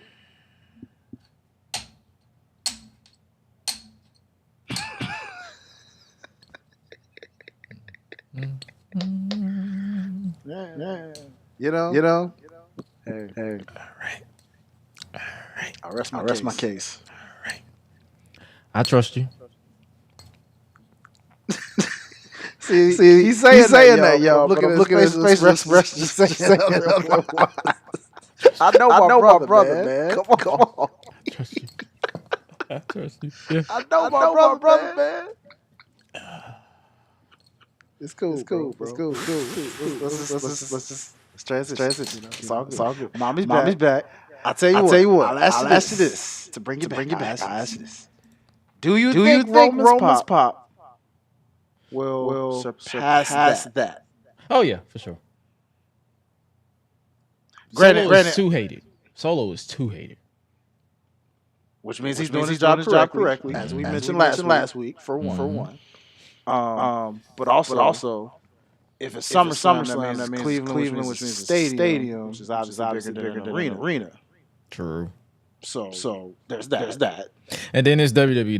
They definitely gonna pipe in some noise to fill it out if it does be a little faint. Which I doubt because like you said, it's Roman. You know what I'm saying? Even then, I'm talking about because even when Roman does get pops, they still you can stop if you. Production wise, audio wise, if I have headphones on, you can still kind of hear the Thunderdome noise. Oh yeah. I've heard those for different pops. I was trying to see it didn't feel like they did that for Rhea. That felt no, they didn't because when I heard the pop, and then it maintained itself, it kind of feigned a little bit, but you could tell that they didn't really have time to correct anything because it was literally like 60 seconds until the show went off the air on USA. Mm-hmm. Unless you got TNT Sports internationally. Like I'm literally about to start watching VPNs and just watching Raw internationally because USA Network is just ass. Same thing with NXT. I agree. That's how I've been watching my Raws and SmackDowns through Sky Sports, and I love it, bro. Yeah, but I'm interested. Like mommy being back, like her being a babyface is interesting because let's be real, she's not a victim in the slightest. Like Liv is justified. I think Liv is justified. I agree because my girl still will not boo for. She will not boo Liv for anything. Heel or babyface, but she understands the reason. She knows the history, and there's that's funny. It's funny because that's the same thing you say about Punk and Drew. No, those just two hate. They just hate each other. Like I just count those two. They just hate each other. They do. But who do you consider the heel right now? Nobody. Okay. Genuinely, I don't. I do good. not. I'm like, I do not scared to sit in because when they both talk, I'm like, they're both justified. No, they are. However, somebody's a heel. Somebody's a Technically, Drew's the heel. But I agree. His beef with Punk is justified. It is. As the other way around. As the other way around. So that's what I'm saying. Like technically, if I go based off of how they're presenting, especially him with Jey Uso and all that stuff, his history, Drew is definitely the heel. But it's also kind of like a herd though, right? Earlier when they were like, okay, by now Punk got his revenge. Yeah, twice. To where it's like now you're just messing with the guy just cause.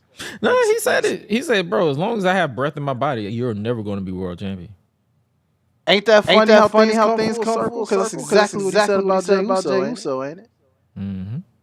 And my thing with Drew is, it's like, okay, if Punk is telling you, as long as I have breath in my body, you will never be world champion. Why would you publicly announce, "Oh, I'm gonna win the Money in the Bank ladder match, and I'm going to cash in the same night"? Exactly. But see, even if he did announce that, who's to say that wouldn't still stop Punk from just coming out and keeping him from winning the actual Money in the Bank ladder match? You know, it was like. Listen, man. So basically, I say that to say the Money in the Bank briefcase is not wasted this year. No, it's not. At first I did initially have that thought. I said that too. Like, if you look at this, I was like, did they just waste the briefcase? Yeah. But now that I had time to process, I'm like, no, they didn't.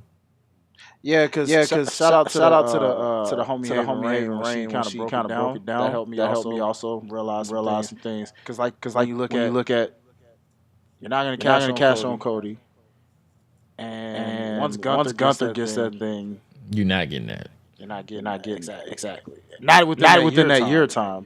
You know, like we just said, we don't want to see Gunther with a super long reign, but he'll definitely at least have that thing to a WrestleMania maybe. Yeah. So like. Ugh. And then I feel like Triple H. I honestly feel like Triple H don't like that concept, the Money in the Bank concept. You think so? Because of how he did Austin Theory. Mm-hmm. Let's see what he does with Tiffany Stratton, and we'll be able to justify that for sure. Okay. Yeah, because let's say she fails or something like that. Then he don't like Money in the Bank at all. It depends on how she goes. Because usually the women are the ones to not waste time. But Tiffany gonna unless you're hold Io for a while. and Carmella. True. But I think Tiffany's gonna hold it even longer than those two. Well, she only got a year, so I feel like she'll hold it until WrestleMania probably, or a little bit after probably for that after WrestleMania cash in, kind of like what they did with Carmella. Yeah, I can see that. Man, bro. Speaking of Tiffany, what's your thoughts on because we pretty much been going all over the place with our points because sure. That's just how we do our shows anyway. Now we used to try to do points, but it's just like it's a vibe. So Tiffany, Money in the Bank. What's your thoughts on on the entire ladder match? Because I feel like that was the match of the night for Money in the Bank. You think so? You think that was Everything else wasn't really hitting it for me. I thought like Sammy and Braun did pretty good actually. Oh, they actually did pretty good too. Yeah, I thought that was a pretty. It was the outcome that threw me off. I was like, oh, Sammy. People, it's like what cracks me up about. I think that's the reason why I get online less and less, and I'm starting to incorporate these kickbacks more. It's because the more I say shit, people assume that I hate stuff. Because I was like, oh, Sammy won. They were like, oh, that's a bad thing. I was like, nigga, no. I like Sammy. I mean, I agree. I had the same reaction because I ain't gonna lie. I was like, whoa. But I when I sat and processed, I loved that.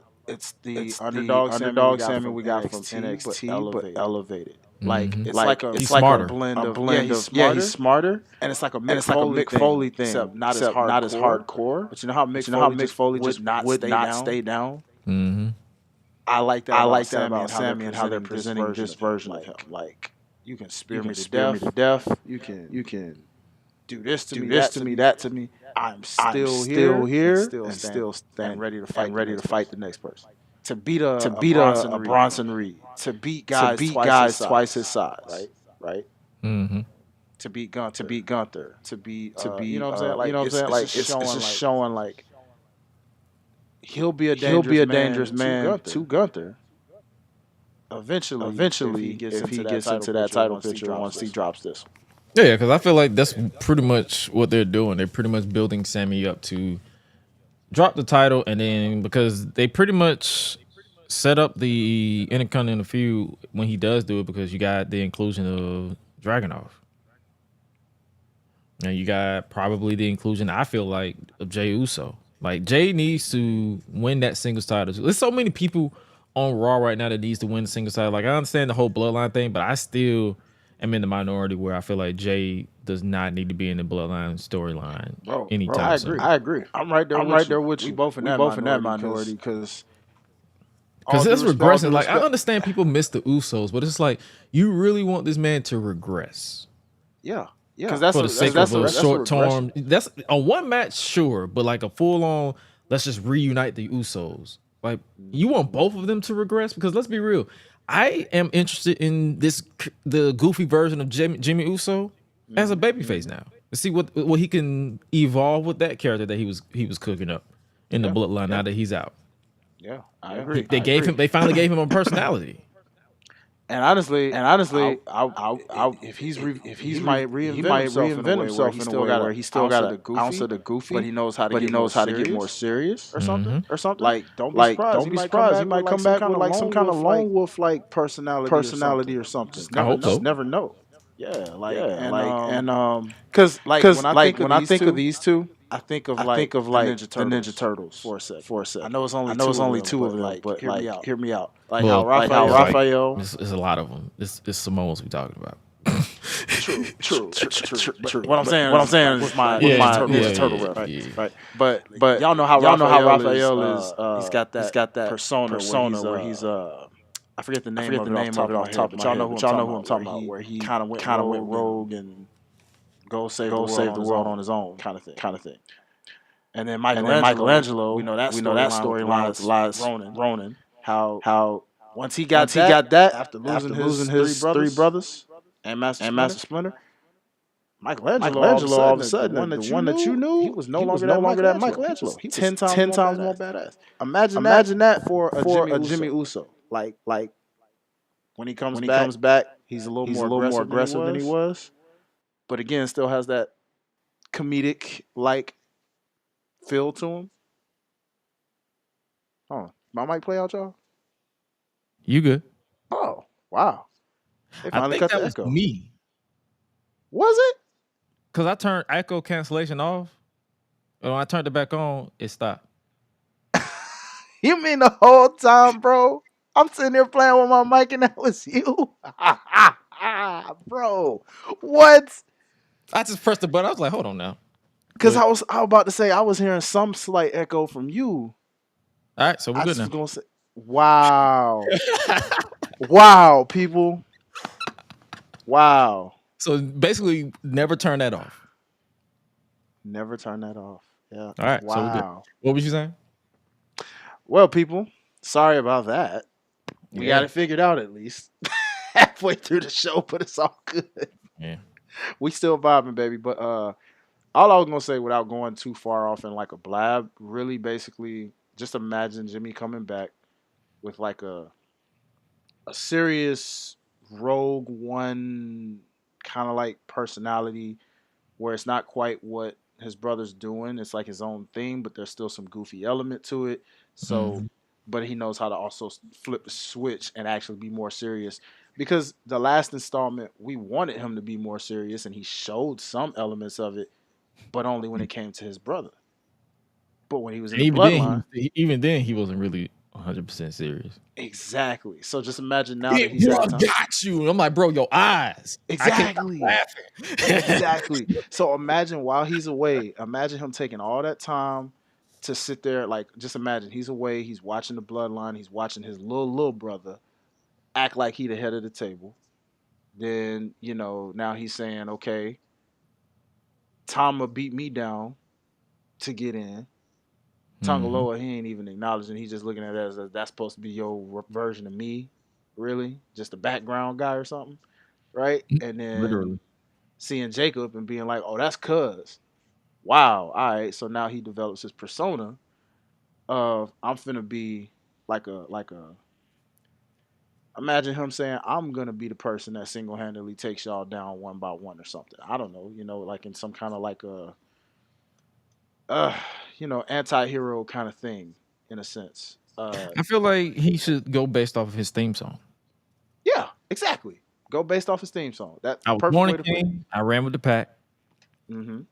I used to put my family first, but I put that in the past. Yeah, pretty much. That's literally what you got to do. That's what I'm saying. I'm like, I understand people like, and this is online. Like, I ain't gonna lie to you, because every time I turn that show on, Jey Uso is one of the most over people on Raw. Mm-hmm. Hands down. Like, the dude literally has the crowd going crazy every time he pops. Every time they hear it's just me, Uso. Mm-hmm. So I hear what y'all say online, but then when I look at the TV, y'all don't mean jack shit. So I just let y'all talk into the void. But yeah, I feel like Roman needs to, and honestly, when Roman comes back, he needs to go through turmoil for a good minute. Mm-hmm. It shouldn't be no like, oh, I'm back, I'm gonna take control, and then reunite with the Usos, and then be Survivor Series, because I ain't gonna lie to you, they might have to bypass Survivor Series.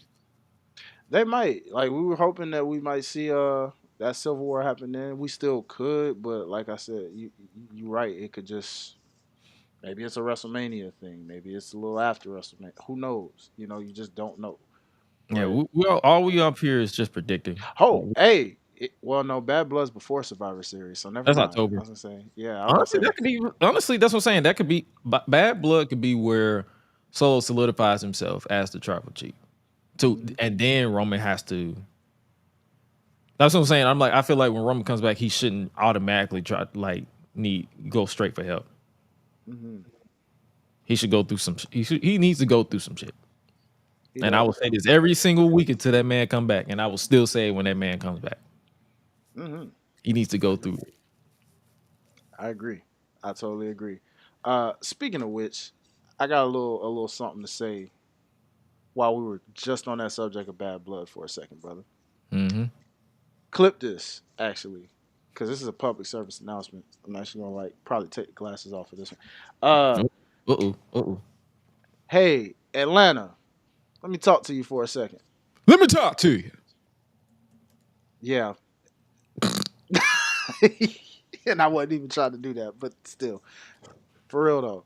Atlanta. ATL. Hot Atlanta. Whatever Atlanta you feel, new Atlanta, old Atlanta, whatever. Y'all seen how all these other cities, countries, areas, regions, you see how they've been cranking it up on the volume levels, right? We've been asking them to finally bring something that's not a Raw to this city. So I'm going to tell you this right now. Y'all better be loud October 5th for Bad Blood. And I mean, I'm talking about Freaknik level loud. I'm talking about some, old Atlanta. I want some, yeah. Something, god dang it. Insert any major Atlanta loud festival you want. I just threw Freaknik in there because it was memorable and it got its own documentary, for crying out loud. You know what I'm saying? It was legendary in its own way. I just need people to understand. Look, please, Atlanta, please bring the energy to State Farm Arena, okay? WrestleMania depends on it. And any other big four that I hope we get. Because if we ain't loud for this, they're going to be like, why would we bring a WrestleMania here? Why would we bring a SummerSlam here? Why would we bring any of these big fours here? We're just going to give y'all Raws. Okay? I don't want Raws. I don't want SmackDowns. I don't want live events. No, I want the big money pay-per-views. Okay? So please bring that energy. Don't be lazy. Don't sit on your hands. Be loud, please. Because if you are lazy, I think you need to be bullied. Because I feel like you ain't been bullied enough. Uh-oh. Come on now, bro. Hey. But then I read some, I think I saw someone reply. I was like, give us a WrestleMania. I think they said something about they tried to, but Mercedes-Benz Stadium want them to pay some type of fees. What the heck? WWE. But then knowing Atlanta, that doesn't surprise me if that's true. You know, it doesn't surprise me if that's true either. And but it's just like, bro, come on, Atlanta. Y'all losing out on money if you do that. Just yeah. But I feel like it's gonna happen eventually. Like I'm gonna keep bringing it up. Like, goddamn, we're not about to. Our legacy is not about to be 2011 WrestleMania.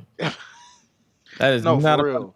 2011 WrestleMania, and I believe it was 2013 Hell in a Cell. Oh yeah, was the last pay-per-view that we got. That was the last, and the crowd was literally dead. Wait, was that the last pay-per-view for real? Mm-hmm. I remember that pay-per-view too because my aunt got that was CM Punk versus Ryback and Curtis Axel, and it was quiet. I remember. Yeah, I remember that because I actually was going to go. That was the last one before day one. Put it that way. That was the last one before day one. Oh, okay. I was about to say day one. I thought was the last. Yeah, okay. That was the last one before day one. Still though, man, that's a long and technically we were supposed to have another day one. Remember, yeah, canceled that one. That was supposed to be last year, I think. Yeah, and they canceled that one and gave us a live event of all things. And I'm like, a live event, bro? That's a downgrade from a pay-per-view if you think about it. So it's just like you send live events to Duluth. That's what that's for. Yeah, so I looked at this. Yeah, the last pay-per-view we got from WWE was day one. And that was 2022? 2022. Oh, 2022. Yeah, that's right. 2022. So, moral of the story, Atlanta, please, with every fiber in your body, get loud. I don't care who sucks. I don't care if it's Solo Sikoa versus Tonga Loa in the main event. Get loud. Get loud. Get loud for that thumbage. You have to be so undeniable as a city that they're like, we have to bring something here. For real. Because the way they've been going overseas, and as many times as they go to New York and LA and all these other little major markets. No. Atlanta, show them why you hot. For real. You are literally the entertainment mecca right now. You are the Hollywood of the South right now. Get loud. That is it. That's all I got to say. Now leave it at that. Yeah, we're getting bad blood. And I like the fact that they announced that right when Money in the Bank was in Toronto. Mm-hmm. And Metro Woman is beefing with who? Oh, I didn't even think about that, bro. That's a bar. Yo, WWE even got in on this. Drake just can't win for losing. God dang, boy. You just, man, don't drop another song. Not another album. Just retire at this point, bro. Quietly just fade off into the sunset because there's no way. Drake ain't, honestly, jokes aside, Drake ain't going nowhere. That man is too popular. Is beef he? Aside, beef aside, I'm trying to tell you, beef aside, like I'm looking at numbers. That man still got numbers. Well, yeah, because most of his fan base are people who ain't grown up. Grown men and women ain't rocking with that nigga. And probably a minor. Exactly. Oh, that was another thing I forgot to mention in that. By the way, the hopscotch on that part with kids actually saying that in the background is wild, bro. I'm like, And my sister was like, he missed all the hopscotch. he really did. He really did. But she didn't understand the hopscotch. I said, when you think about it, the story behind it is only kids play hopscotch. He's basically saying minor. So, hey, man. Yeah, man. So I had to throw that out there. You know, that was a good reference to pull out. I don't know how I didn't catch that, and I'm a rapper. That's crazy, bro. That he literally, you got to announce that fresh out of Toronto. I'm surprised you didn't hear boos out of that or something. You know what I'm saying? Bless you, brother. But like, yeah, man. I'm looking forward to. Obviously, we're gonna be in attendance. Bad Blood finna be crazy. Oh yeah, Trying to get the floor seats. I'm gonna drag Derek old ass out the house. Oh yeah, we gotta get. Hey, shout out to you, DJ. I see you been tweeting about wrestling, man. He was over there tweeting on Raw, talking about how Braun Breaker speared the mess. I said, yeah. I said that boy's spear is brutal. I ain't gonna lie. Pause. But I was like, yeah. I had to make sure I put that in there when I did that. But I was like, still, it was like, bro, yeah, nah. So moral of the story though, man, we gonna have some fun. We gonna turn up. It's gonna be a crazy situation. I know we gonna be loud. Hopefully we got a loud section, and hopefully the whole building is loud. Shit, they giving us codes. Hopefully we can get a discount on tickets and get closer. Ooh, yeah, that'll be nice, real nice, baby. Speaking of getting loud and brutal, we got a new faction on Raw. Yeah, let's talk about that briefly for a sec, man. The camera angle of that was crazy because I'm almost thinking like, who are these folk? It was like real random at first. I'm like, do we got like a whole new? Is this like a new Shield, and it like a female version? And then I'm like, oh, it's Sonya. But we kind of knew they were forming something because they, them Easter eggs in the back, just like they keep teasing us with Chad Gable and Alpha Academy. Alpha Academy and them. The Creed brothers. Creed brothers. And we're like, just go ahead and finally say they're pretty much a thing now. Okay, go ahead and say it. But I guess they're waiting until the Wyatt Six finally come after him or something. I don't know. But yeah, one thing about the Wyatt Six, they're teasing that. But this one right here, the new let's digest the social media reaction to Sonya Deville, Shayna Baszler, and Zoe Stark. Mm-hmm. I've seen names called. They called them the Studs, the Stud Patrol. Okay. The Stud Shield. Okay. Lesby Studs. What? All right. The Butches. Huh. Let's be honest. Wow. You can't get no cornier than that. Okay. Actually, you can, because I'm noticing that you didn't say what I saw, which was lesbian. What you saw? I saw lesbian control. Yes. Somebody ignorantly said that online. And I said, wow, bro. Really? Is Zoe Stark even... I don't even know. That's that woman's business. I don't know. But I'm pretty sure she's married to a man. But whatever. Go with that. If that's what you felt that you wanted to say, you go with that. Yeah, bro. The world is crazy ignorant online sometimes. I'm just like, what? Why are we doing this? How did we get here? Exactly. Can't we just appreciate the fact, like, hey, Sonya Deville was out with a whole injury, man. She back in the ring again, doing the thing. The fight version of her was always one of the best versions, and that's pretty dope to get with a Shayna Baszler. It doesn't. The internet's worse than children. Low key. The internet is full of children and adults with childlike mentality. Yeah. Yeah. And hence why when you're massaging your head like that, I feel the same feeling, brother. It's like niggas is giving you a headache. It's like, bro, man, listen. And they wonder why I block their asses all the time. Because they so stupid. Yeah. I mean, it's just... Personally, I want to see what this can do and I hate to see these ignorant jokes.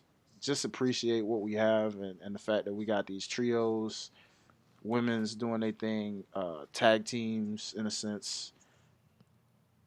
No stupid people. Exactly. Let's be control.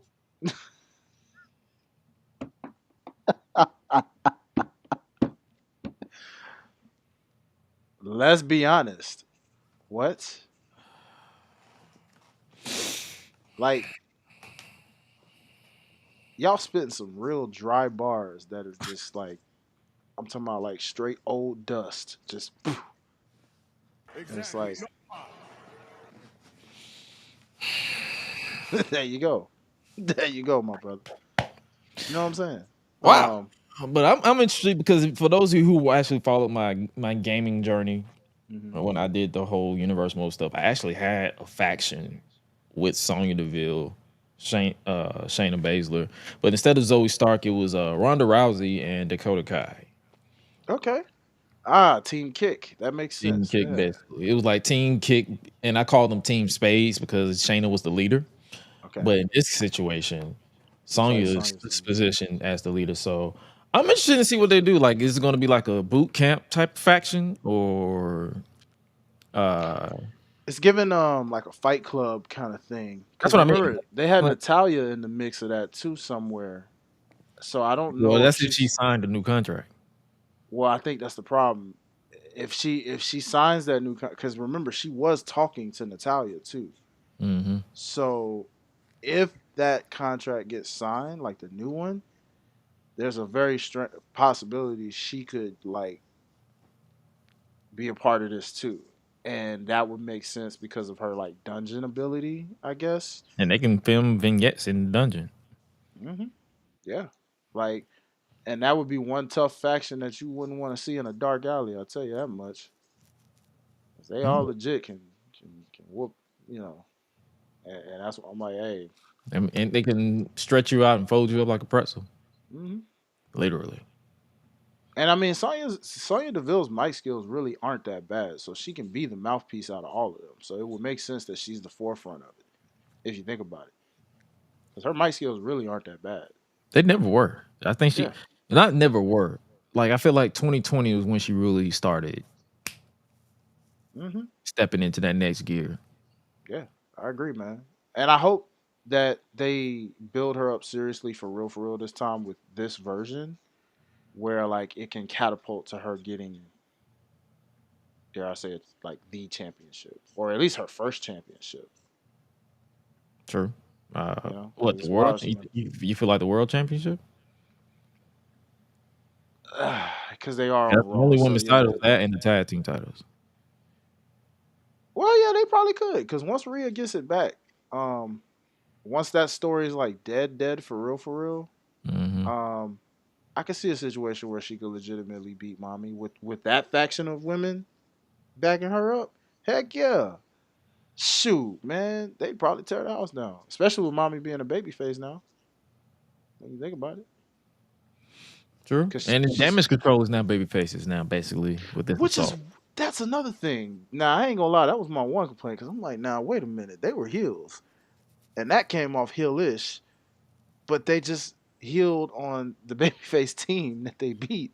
So I'm like, bruh, is this heel on heel? What is this? I feel like Triple H's style of content is never like everybody just hates each other. That's what it feels like. Yeah. There's never like a solidified, like there's very few times where you solidify babyfaces like your Sami Zayn or your Naomi or your Bayley, but in some cases I think he's testing the waters with like everybody hates everybody. That's about what AEW does, if you think about it too, because you can never really tell who's truly heel over there. It's like, do you like this person this week? Cool, cheer. Because you don't like this week? Okay, cheer this person. Because think about it, Jay White basically was a babyface in a doggone match with Adam Hangman Page, like you said. And it was like, whoa, wait a minute. It's just like, hold up. Like, you're feuding with Christian, bro. Christian's a whole heel, but he's coming off babyface like right now. I'm like, what? And I feel like they pivoted because of Buddy Matthews' injury. Yeah, That's what I'm thinking. Yeah, that sounds about right too. But hey, man, I'm excited. But the moral of this story is stop the ignorance, please. Just stop. I'm a guy that can tell a joke. That's why I didn't even like fully go and join in on it. I was like, I think I saw Chisel the Dunnest said he the one that said Stud Patrol. Mhm. And I ain't gonna lie to you, when he said Stud Patrol, I did chuckle a little bit, but then people kept going and going. I'm like, all right, this is getting out of hand now. Yeah. You quote, she getting out of hand now. We're gonna tone it down, baby. Tone it down. Tone it down. But yeah, what else happened on Raw that? The Wyatt Six. You spoke about the Wyatt Six. The Wyatt Six. Jey Uso said, "Yeet, I'm out." Dog, meme worthy, like crazy, boy. That is never going away. We're gonna be using that for years. And you know, my girl literally was like, "Yep, that's pretty much the typical black reaction right there." And I was like, "Yep, that's why they some more niggas." He's some more nigga. Because they know that's exactly what we would do. We'd be like, "Nope, only white folks stick around for that." He's from San Francisco. From the Bay. They don't play that shit up there. No. No. They be like, I'm out this bitch. I can tell you right now, if Godzilla came out of them doggone Cali waters, what you think they gonna do? We gone. Out of town, baby. Atlanta, we go. Exactly. Only problem is, well, no, Atlanta don't have. Yeah, you're right. Never mind. Atlanta don't border the beach, so you good. Yeah, we good. We're like Atlanta, we go. About to go to Atlanta. About to go to Texas. Denver. Yeah. Somewhere cold. Like, somewhere in the middle of the states, away from the ocean. All that. Yep. Pretty much. Like, we good, baby. We good. But yeah, man. That was hilarious though. Shout out to Jey Uso for that moment. And Usos, blackest non-black dudes on the roster. They were raised in Spring. They was raised in Spring, Texas too. Texas. Yeah. You're right. Makes sense. You know, between the Usos and the Briscoes, because it was still mind-boggling to me to find out they were actually just as white could be. Because I swear I thought they had some ounce of black in them, but it was like, nope, straight white. And when I found that out, I'm like, well, shoot, the way they carry themselves, you wouldn't never know because they sure got some soul in them. And I was just like, well, that's just their flavor, I guess. All right, cool, you know. But the Wyatt Six, in general, I enjoyed the promo this week. Like they're literally, and they're finally incorporating. Because I saw in the kickback, because I did a rare Raw kickback, and I actually saw people. They was like, I'm ready for them to do promos on people other than Uncle Howdy, and I'm like, bear patience. And he actually basically set it up to where, and he was like, yo, I'm everywhere, I'm everyone. So they're targeting everybody who's turned their back on their family, like Chad Gable, who pretty much disrespected the family. And we got another VHS tape. They're gonna stop pissing me off about disrespecting the classics of VHSs. I'm just telling you that. Right. Come on now, especially for us that know about that life, where it's like, come on now. They're like back in the day. I'm like, back in the day, you mean 10 years ago, 12 years ago? Yeah, it wasn't that long ago, people. It really wasn't. It's like, y'all make it seem like it's an 8-track. God dang it. I'm like, what the freak?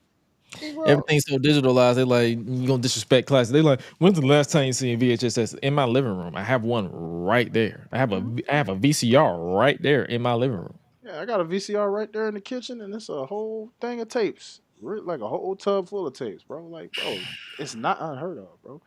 Just like CDs. We still make them too, you know. It's like, hello. It's making me mad. I know, man. I know. I feel it. But hey, you know. Now. Oh yeah. Bro Dallas popped up in Adam Pearce's office. Let's call him Taylor, because did they call him Bo? They did on social media though. They did? Okay. Well, it was like Bo Dallas opens up to Uncle Howdy about Bray Wyatt. So they kind of acknowledging him, but technically he's still on the Bo Dallas itself is still on the alumni. So I don't know. Yeah, it's hard to tell. So I'm just gonna call him Taylor. Yeah, let's call him Taylor until we know otherwise. But yeah, no, that was I can't wait to see what that conversation was all about. Because he closed the door behind him. I'm like, he just murdered like 20 people in their debut, and you like, yeah, I'm gonna close the door right behind me. Yeah, maybe there was a specific reason behind some of those. We still kind of reading in the X's and O's of what their actual end game is, if you will. We know some of what they're targeting, but not fully. So, and it comes off very schizo in a sense. So maybe that was like a normal him where Uncle Howdy's not really. Oh yeah, he has a split personality. They're going that route basically. The split personality where Taylor is Taylor, and then you got the Uncle Howdy. He's talking to himself. Mm-hmm. So, and I feel like they were setting it up to where everybody has a split personality. Because they showed Dexter Lumis without the mask. They showed Joe Gacy without the mask. They showed Eric Rowan without the mask. They didn't show Nikki Cross without the mask. Hold on, I gotta go back and watch that because I kept seeing the masks, but I didn't see. Probably Like, because they had a whole screenshot of Dexter Lumis in dreads. Oh, so he really has dreads now. No, he basically has. You know how the Uncle Howdy, the Mercy the Buzzard has those locks, those faux locks. So it's in the mask, right?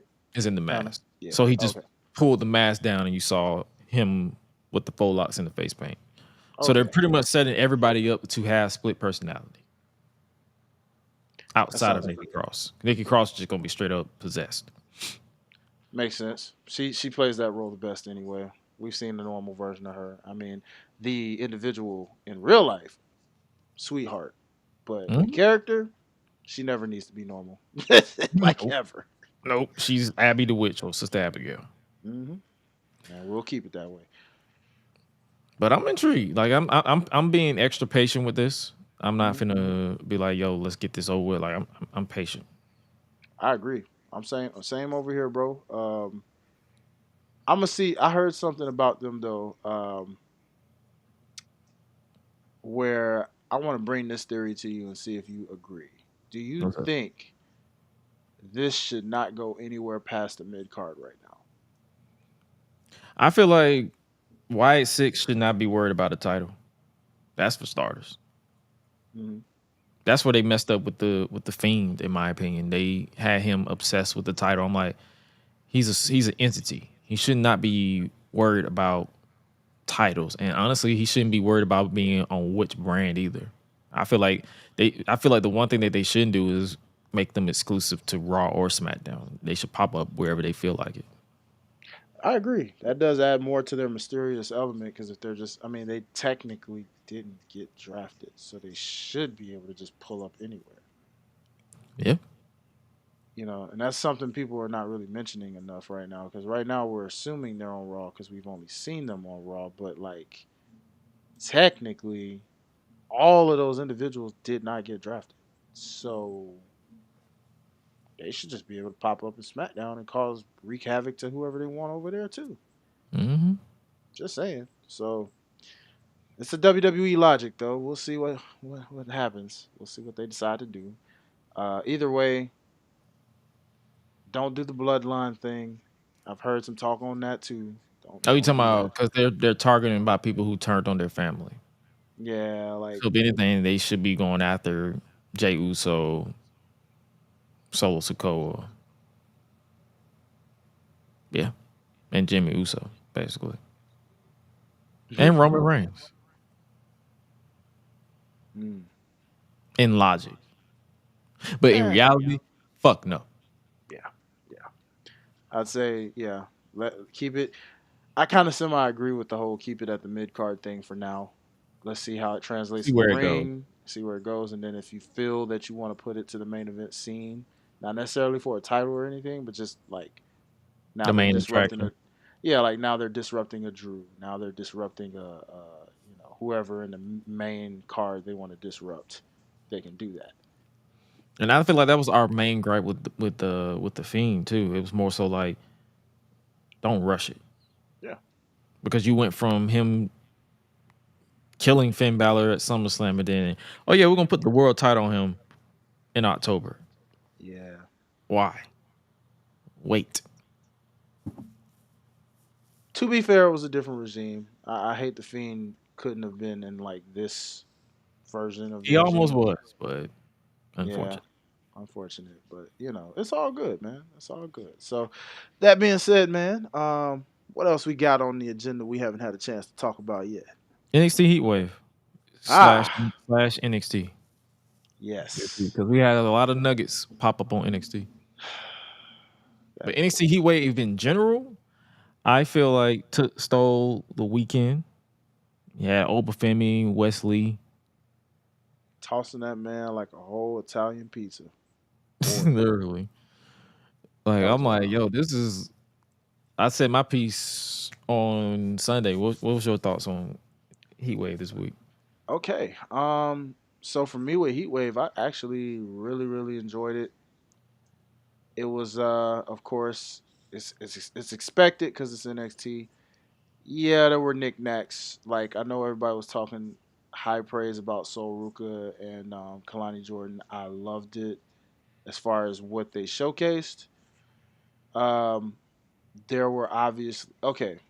Here was my initial thought for that match, and I'm gonna put it this way: I don't like friends going against each other when they're both baby faces.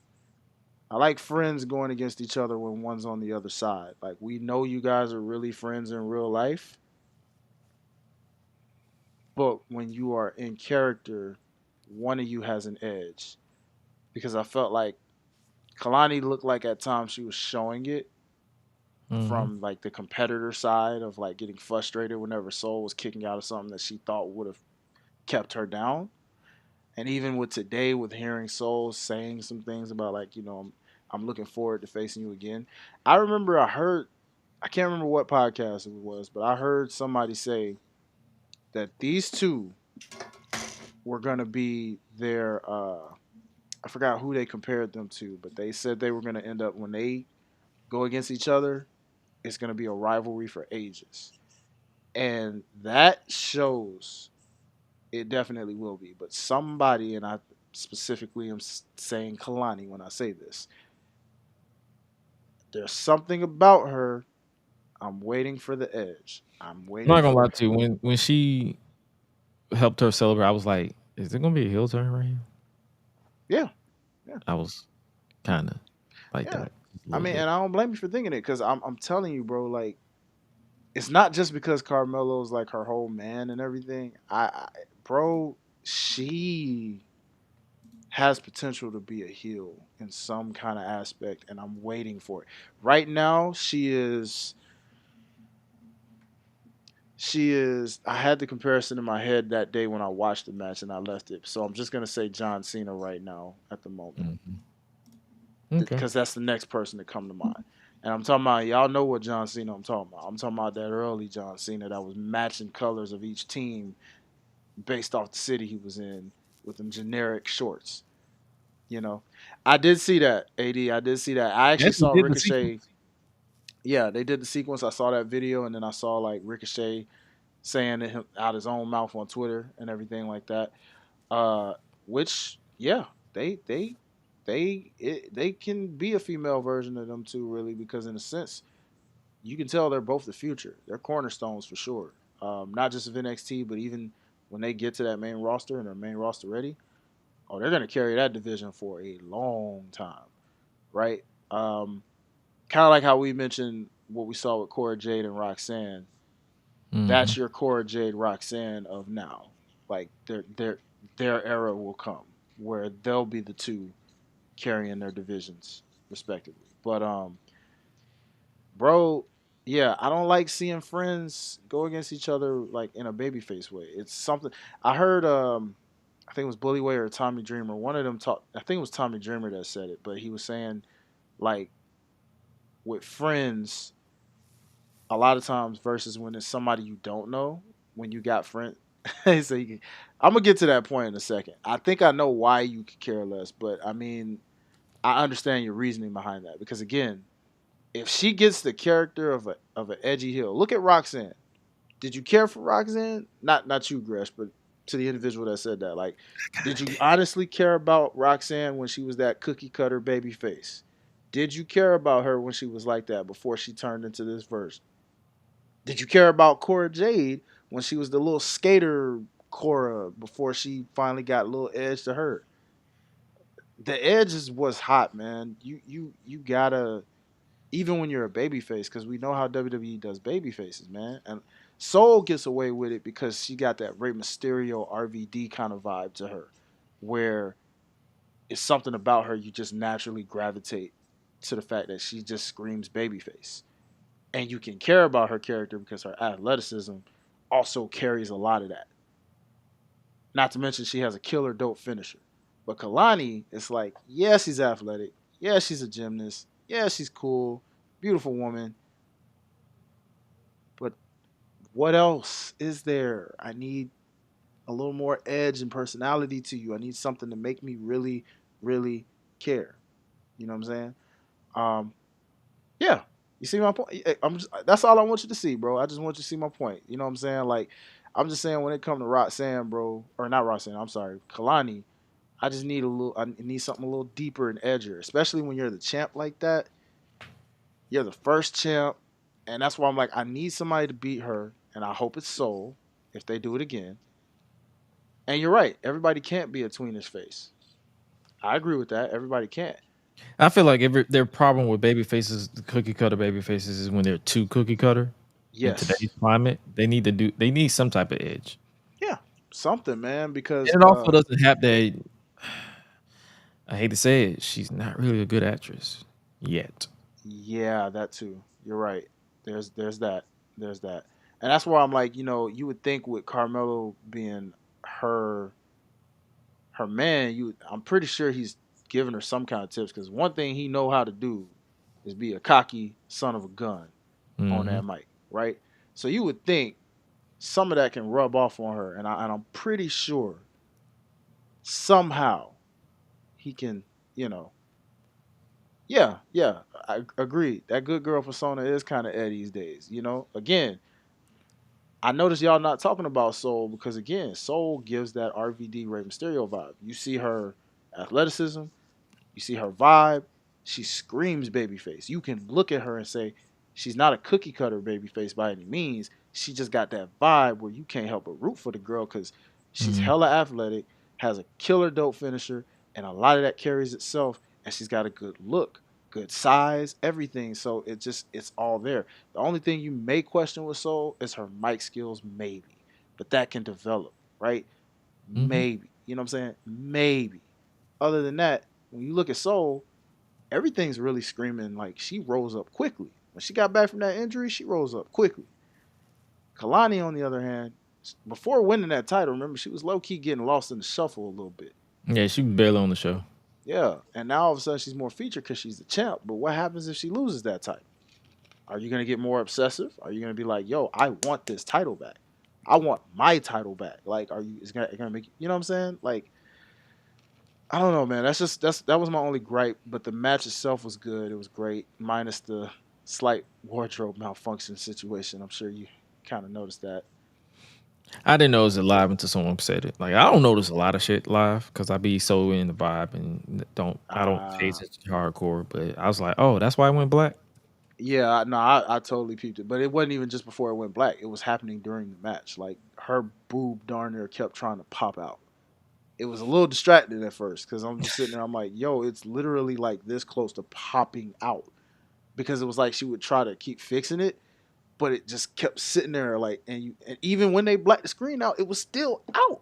That's why I was like, bro, you didn't, you know, they had to put the title had to be around her.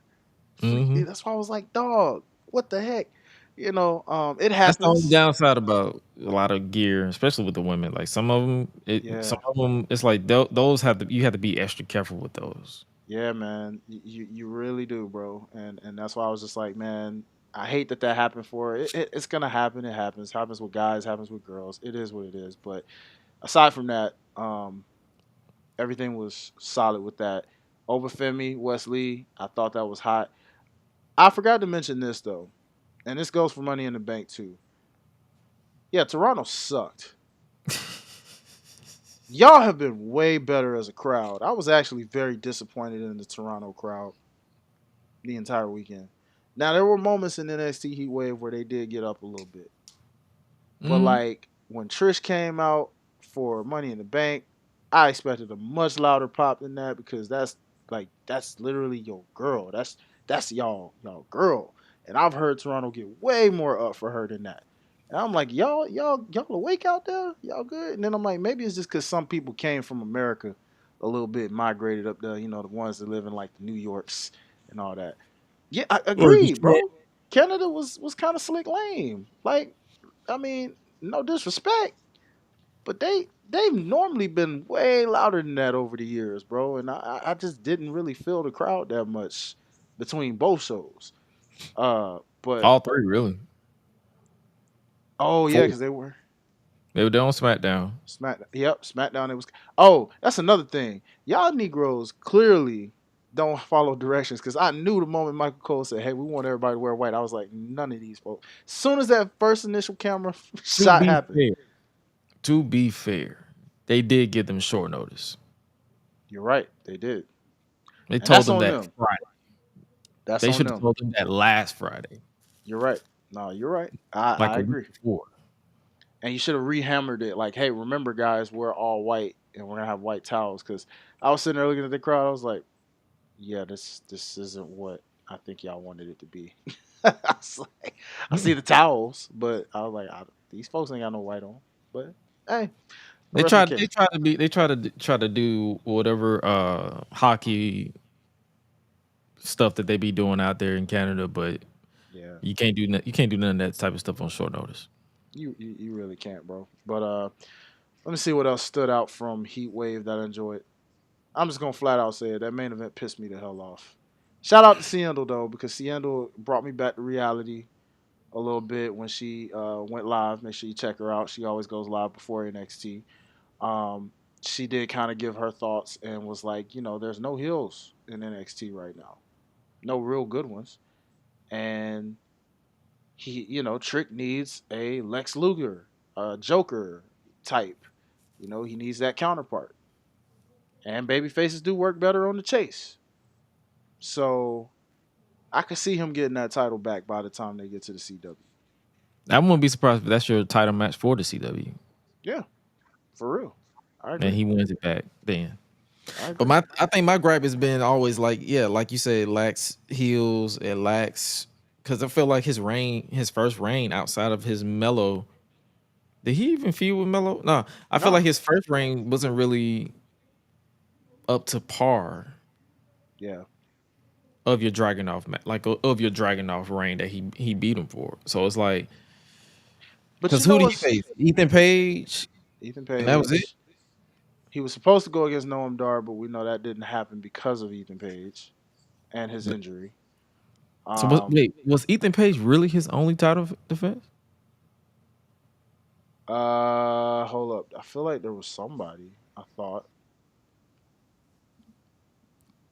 Damn. It might have been. It might have just been Ethan. Actually, now that you mention it. Trick Williams, NXT champion. Yeah, because he only had it for 66 days.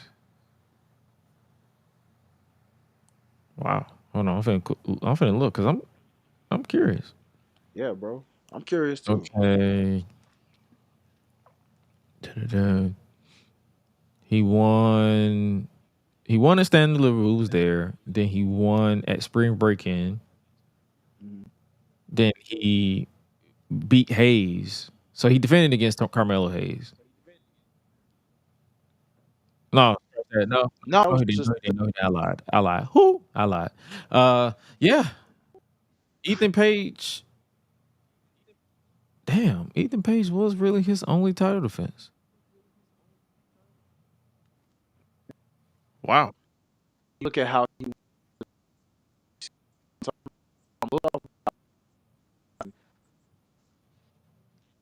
I understand it because with the title, it should be like a like he'll about Rock and that Triple H day title, it'd be right back on Triple H, and then the check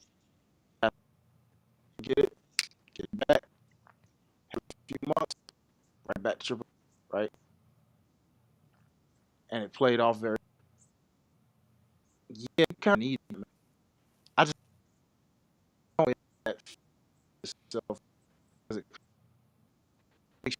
Really believe in Ethan Page.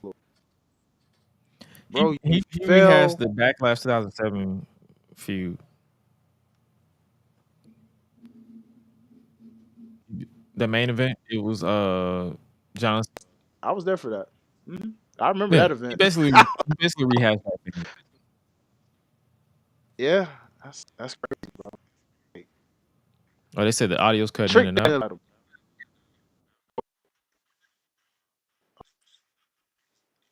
See what's going on. That's weird. Oh, Yeah, wow. you cutting in and out. Dang, again, that might be an internet thing if that's the case. Yeah, possibly be my connection.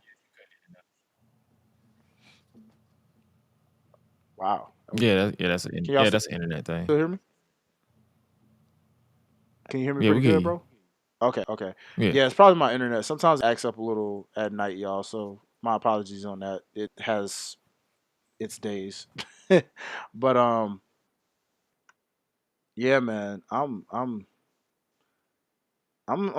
intrigued to see what they finna do with this thing, man. It just, that kind of fluke finish sometimes is like, ugh, you know. I mean, you can't have my guy come out in Harlem. Rennie was a little is truthful. I feel like the match Strick put on wasn't main event worthy because he couldn't help carry the match and had no true rivals. I mean, he's on the proper brand, developmental. It's their job to get him to that main event level, but also it's like as far as like he had no like Cena said that he had no real heel to work with outside of Ethan Page. And probably Noam Dar, but he got injured, unfortunately, so they had to pivot to Ethan Page.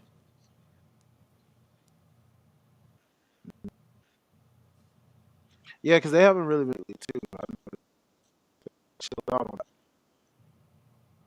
on that, which is weird because they were pushing all that. It's like ever since that wound it down, he's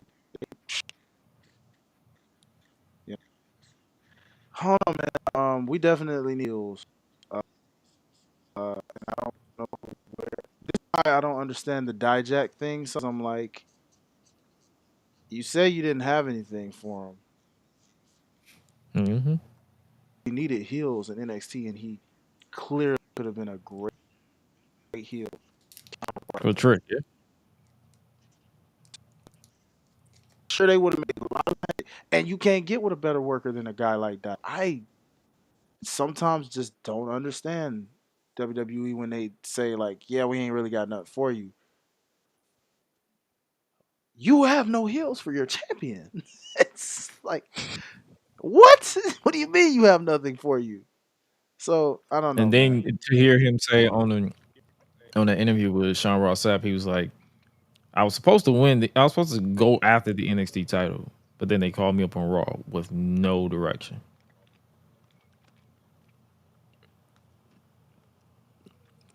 And they're doing the same thing with Kiana James, and Blair Davenport.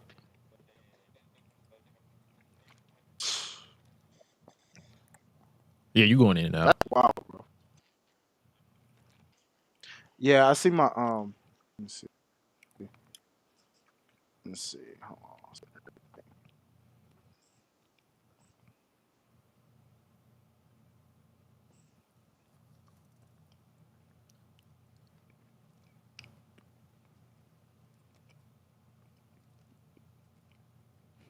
Well, he'll be back.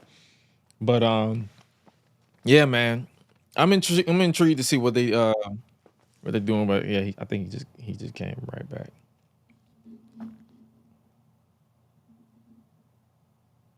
Yeah, sometimes you just gotta. This episode has been botch filled. We'll apologize for that again, ladies and gentlemen. It's just so many technical difficulties. But hey, man, either way, it's been a solid episode.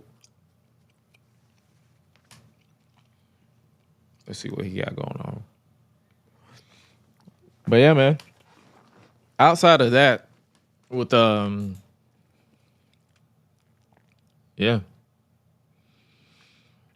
But hey, we can't do that. But Ethan Page, hopefully now that he's that Trick Williams is literally on the chase again, they actually do something with him to where it helps him more and honestly give him more experience, because let's keep it a buck. He wasn't really or he's not a ring general. Let's just say it, keep it like that. He's not a ring general. Expecting ring general work or high level work with someone who's who's not even 2 years in the game as a what you call it, as a wrestler, is not fair to Trick Williams. But at the same time, it's understandable if you see him as over as he is, and he's actually out here showing progression in ring wise, then you know that he's working. But hey man, I I was genuinely shocked when he when he lost the NXT title. Yeah. So hey man. And I mean, I guess, as wrestling fans, sometimes we like that shock value. So I guess it was a good moment for shock value, I guess, right? Unpredictability, even kind of like when I mean, we got that a little bit at Money in the Bank because a lot of people probably didn't expect Sammy to retain. Most people assumed they were going to put it right on Breaker, right? Right. So that was to most, that was a shock. It was a shock at WrestleMania. I mean, I did pick Sammy. That was a shock because they didn't do that. And it's a wrestling, so we gotta appreciate them when we do get them. It's not all always good. Not interesting Long way as to go with that. it's all Finish. follow up. Yeah, I agree. Point blank period. As far as NXT itself, Ridge is out here trying to get Duke killed because he's supposed to challenge Obafemi next week for the NXT North American Championship. Okay, well, to be fair, now he ain't Oba big, but Duke ain't no. I'm sure he can Oh no, hold he his. was cooking. He was cooking at Heatwave. Don't give me no credit, but at the same time, Oba ain't losing that title no time soon. Oh, of course not. No, looking at it as West Side to a guy like Oba, even though they made that work so greatly. Again, I want to praise. Both just killer David and Goliath gimmick dynamic well. Obviously, they were in his own right because there were some miscues you could see, where you were like, I see it. I saw a little bit of exposure. Ridge is up. The problem is we don't care about his op. Nope. That's really. I mean, it's like, or I don't care for him. I still don't like him. Personal. Don't care as a character. So it's like, but whatever you power to him for whatever that is. Duke, you live to tell the tale that you fought in the ring with Obafemi because not many managed to do that. Facts. Speaking of someone who didn't live to tell the tale, Damon Kemp has been officially written out. His contract is no longer a thing, and he's now sleeping with the fishes in storyline.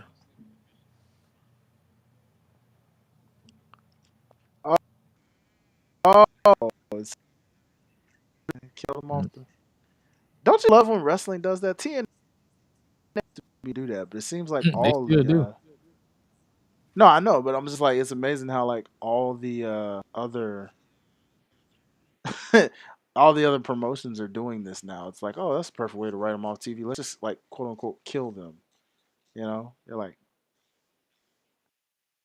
I was like, oh, with Chad Gable and the White, for example, like we thought like, oh, he must ain't re-signed his contract. He dead.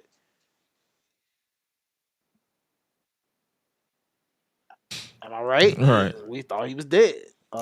You look at it's like, nah, he just had a concussion. Yeah, man. I mean, Or props a to headache. creative. I was like, all right. Props to creative, okay. man. You know what I'm saying? Creative doing what they can. I respect it. You know, that's the best way to do it. All I can say with Nah, I'm Damon pissed Kemp. they left a witness. Oh, Like a bunch of who? idiots. Oh, yeah. Yep, this is their first time killing a body, as you can see. Mm-hmm. Oh well. She's But like, if I didn't Kemp, see anything. I'm like, no, you the feds. I'm fresh as hell while the Fed watching. Hey man, it's all good. Hey man, it's all good. Let's see what else we got. We got a reunion. The Rascals. paid too, so it's kind of fun how that So they're acknowledging. name. No, so they're acknowledging MSK as a tag team, but they're also saying because they basically said it in the backstage with, of course, Gallus. They're basically saying if you get me and Nash, I mean not Nash, if you see me and Zachary, because they don't even call him Nash no more. You get me and Zachary, it's MSK. But if you get all three of us, it's the Rascals. Oh, yeah. But Okay, I that makes love sense. this segment for what it was What? because Wesley was once again about to quit. Even though, bro, just go after the NXT title itself. You should be doing.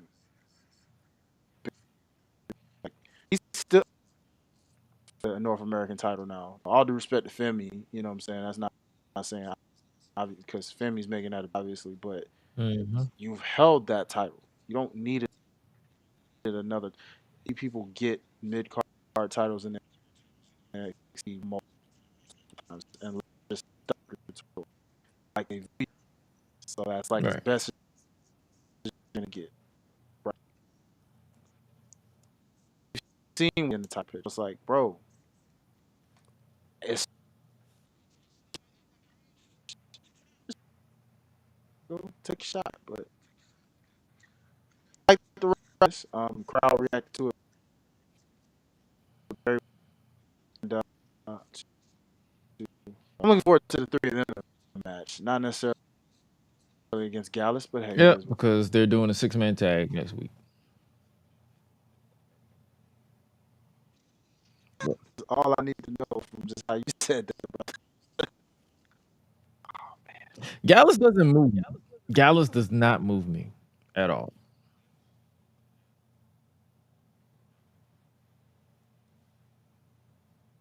Your internet tripping again. Let's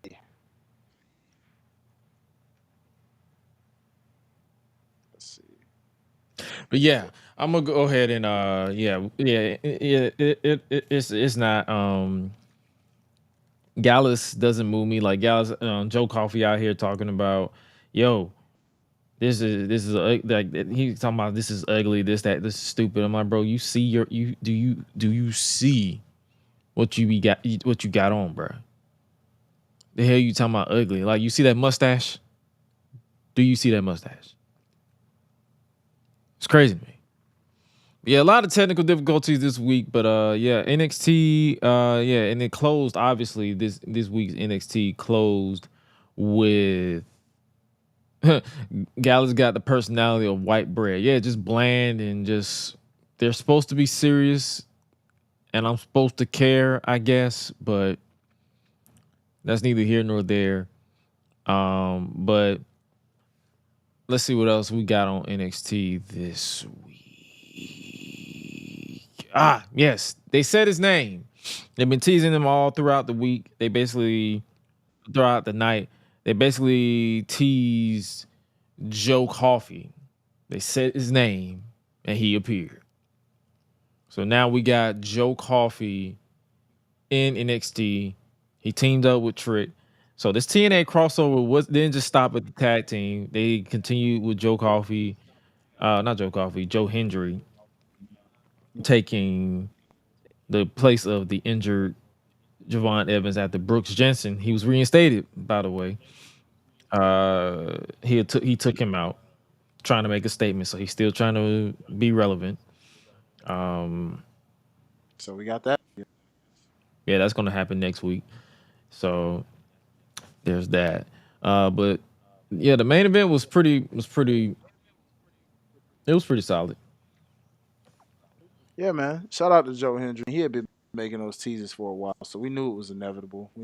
Plus, I knew I wasn't tripping when NXT went off, when Heatwave went off the air, and I'm like, did I just see Joe Hendry like for that flash little?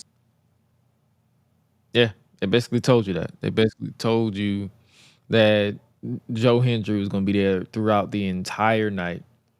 They basically said, "Yo, Joe Hendry, here you go." I would have only liked if Trick would have actually said this man's name instead of them playing his music. They should have said, he should have been like, "Yeah, I found a partner, and I finally said his name," and then boom. Yeah, I can see that, bro. No, I was saying that's what it should have been, but he just came straight out. Yeah, it was kind of done a little weird because even when he had the promo backstage, how like he just popped up on screen. They're kind of making him seem like some kind of genie. Basically, knowing WWE, yep, that's literally what they got. It feels like Aladdin. That's exactly what it feels like. It's like Aladdin. Say his name and he appears. I believe in Joe Hendry. Yeah, NXT overall was pretty solid for what it was. Yeah. There was a lot of dope moments, and of course some in betweeners. But that's every episode. I feel like. Oh yeah. Nowadays. Yeah. Unfortunately, it's gonna be that way. But do you think? One last question I'll ask before we probably wrap it up. Do you think TNA is getting the lesser end of the deal when you have like a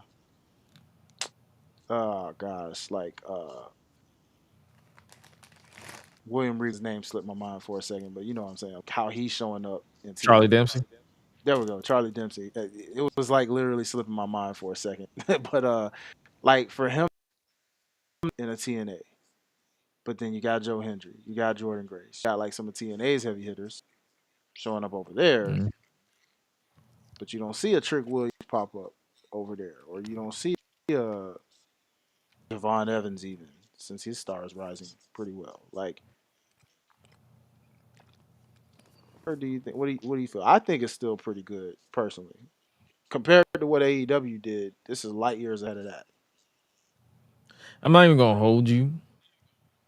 I already knew ahead of the time when they said it's gonna be a partnership between NXT and TNA. People expect TNA to get who exactly? Someone from the main roster? It's not happening. Do I feel like it's a short end of the stick? No. Like I feel like they're sending the right people. Yeah, because you're going to eventually get a Trick Williams. You're going to eventually get, but it's up to TNA if they want this person or not. Because if you notice, they're actually incorporating a few of them into their storyline. Because we're getting a Charlie Dempsey match next week.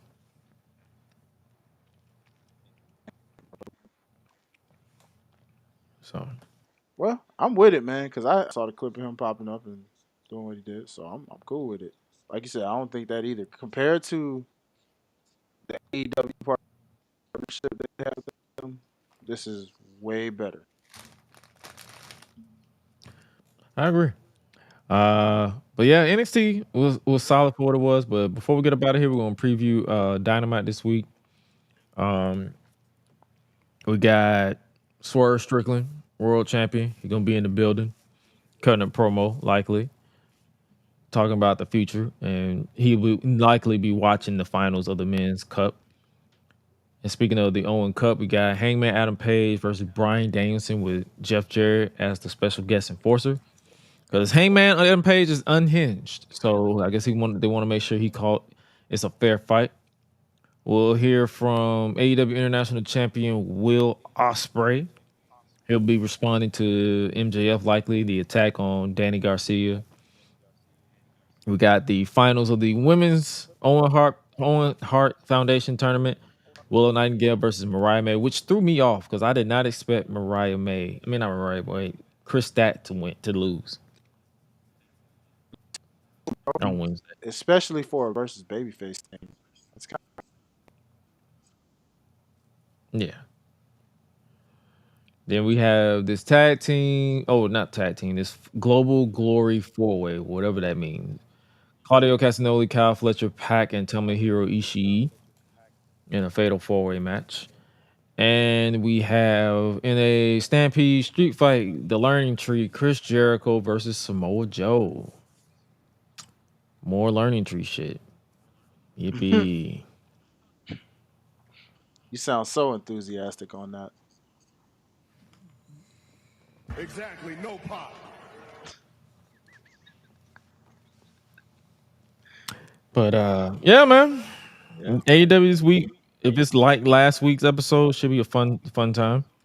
Because one thing about I want to make sure that we praise AEW for what it was and not just always nitpicking about stuff. But last week's episode was pretty fun. Mm-hmm. Collision was solid. It was up and down for the most part. MJF is just MJF to me at this point. Like, yes, he turned interest, but it's like his promo styles just doesn't move me anymore. I was gonna say that because I was actually listening. Evan T. Max said something that I was like, "Yo, let me bring that to Gresh." Can you count on your bottom dollar? Can you make a bet that he can never not say any kind of WWE Easter egg reference in his promos? Because that man seemed to cannot do it. If I had $1 for every time he made a WWE reference, I'd be a millionaire. Mm-hmm. Legit. And it's funny because he's like, bro, I work for the guys, and they never talked about him, never brought him up, and they don't bring him up. So why does he keep bringing them up? I think he knows that people online will talk about it, but I'm at that point now where I won't even talk about it. But oh, brother. So anyway, yeah, it was fun at first, but it's like, bro, it's give me something new. You know what I'm saying? With that promo action. He cut a You People promo, and I'm like, okay, cool. Tell me if I've seen it before without telling me I've seen it before. And then he mentioned Dave Meltzer, and I'm like, okay, bro. I don't care. But man, he's their top guy. So he's one of their top guys. So we're stuck with him. So just like we're stuck with Chris Jericho. John Cena out here retired, and Jericho just not getting a hint. But I mean, why? How did John Cena retire before this guy, bro? What? Is that not wild to anybody right now? What the freak? John Cena's retiring before Jericho, bro. Bryan Danielson's retiring before Chris Jericho. Because remember, he's in his last run. Mm-hmm. What the freak? Dog. Yeah. Oh my God. That's crazy, bro. This man is a modern day Hulk Hogan right now. This dude Hulk Hogan firing black women as ambassadors for whatever he got going on brand.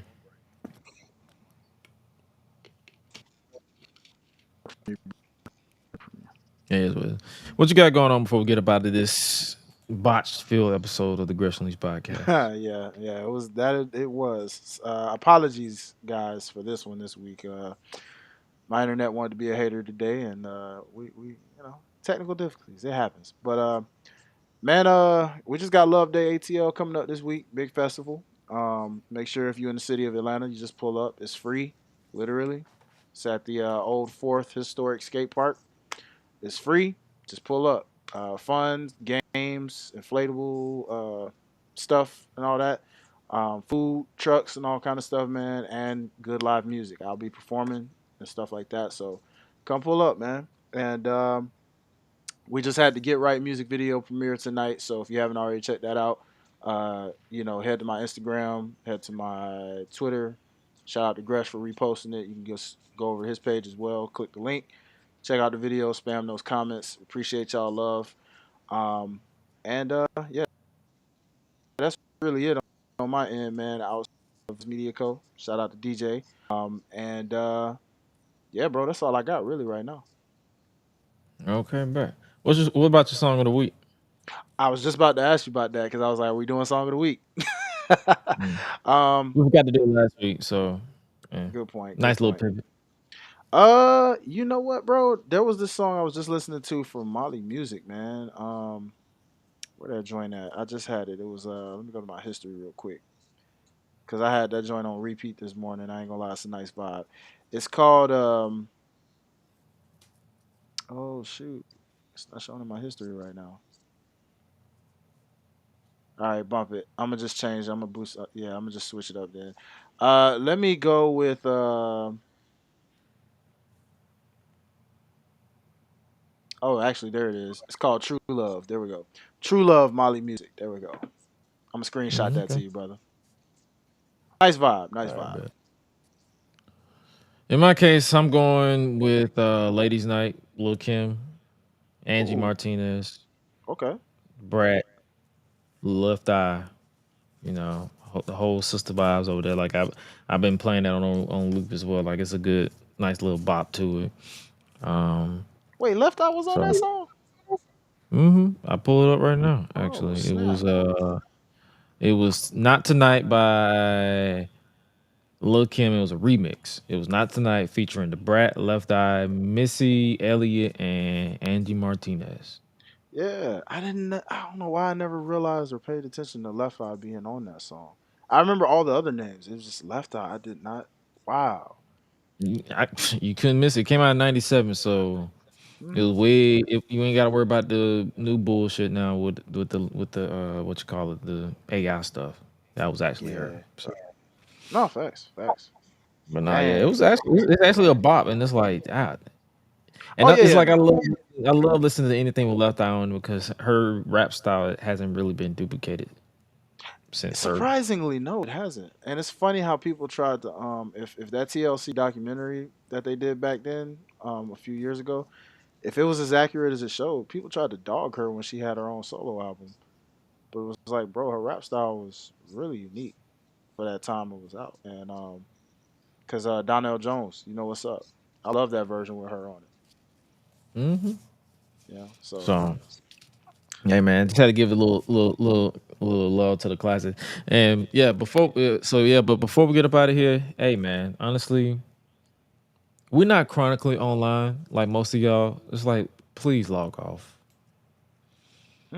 It's the same cycle every time. Like I say a joke, Highlight say a joke, and y'all take it so serious to the point where it's not even fun to talk about sports or wrestling online because y'all find every reason to be mad, and it's like it's always the people who hide behind the avatar of people who don't know who they exist.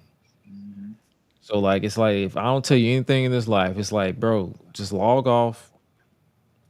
Make sure you eat your breakfast, brush your teeth, hit the weights, take a shower, turn your brain on, and get a clue. None of these people know you. Yep. And if you do not like what someone says, you can literally do what Adam Pearce does and just block everybody. Shout out to him for that. Yeah. And I'm the type of individual to block you back and make sure you don't change your mind later.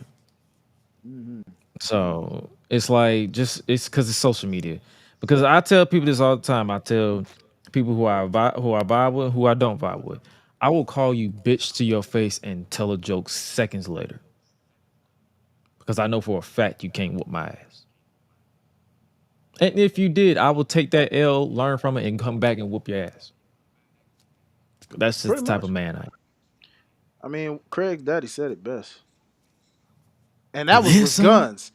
That was with guns at a time when social media didn't exist. Imagine what Craig's Daddy would say now. Oh, these Oh, kids y'all they some ain't bumbling nothing but bitches. yeah, y'all really nothing but some punks. Y'all just get online and just type.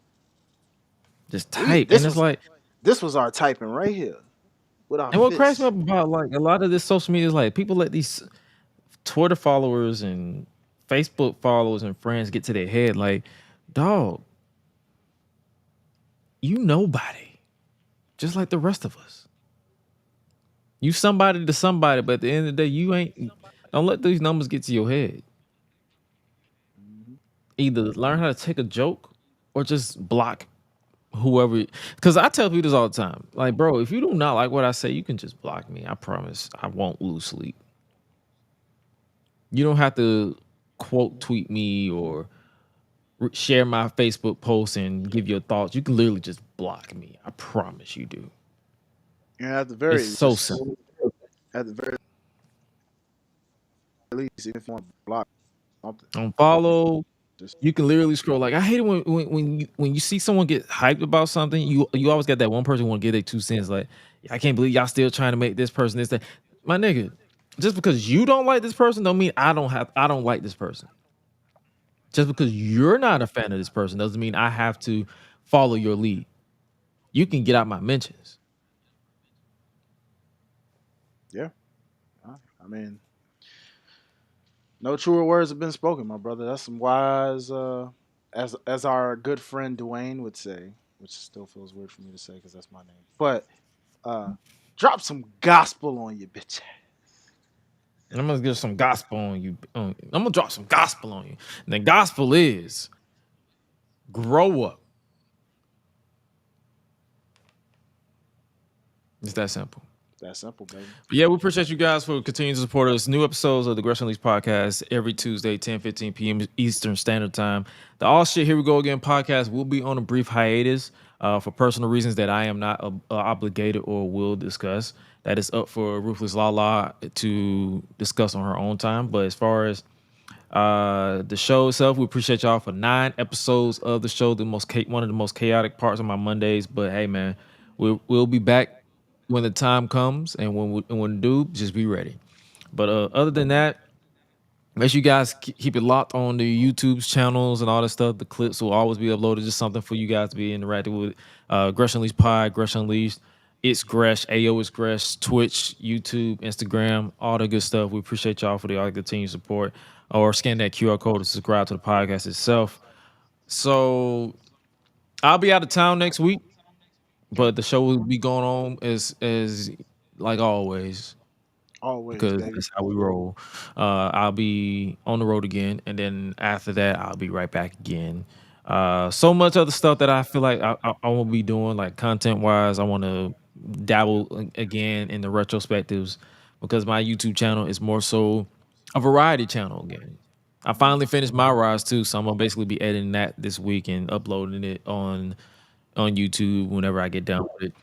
Were you disappointed And in the then, finish? yeah, it was boring. Oh, you finally finished it? Man, listen, we ain't even gonna get into that, bro, because you already know my rise. Yeah, you'll see my reaction when the video drops, but it was just more so I was just like, they could have done better with the men's, but I might do a live stream for the women's, the Unleashed, my rise, and see how they go. I already got a thumbnail ready for that to kind of make that interactive as much as possible. But yeah.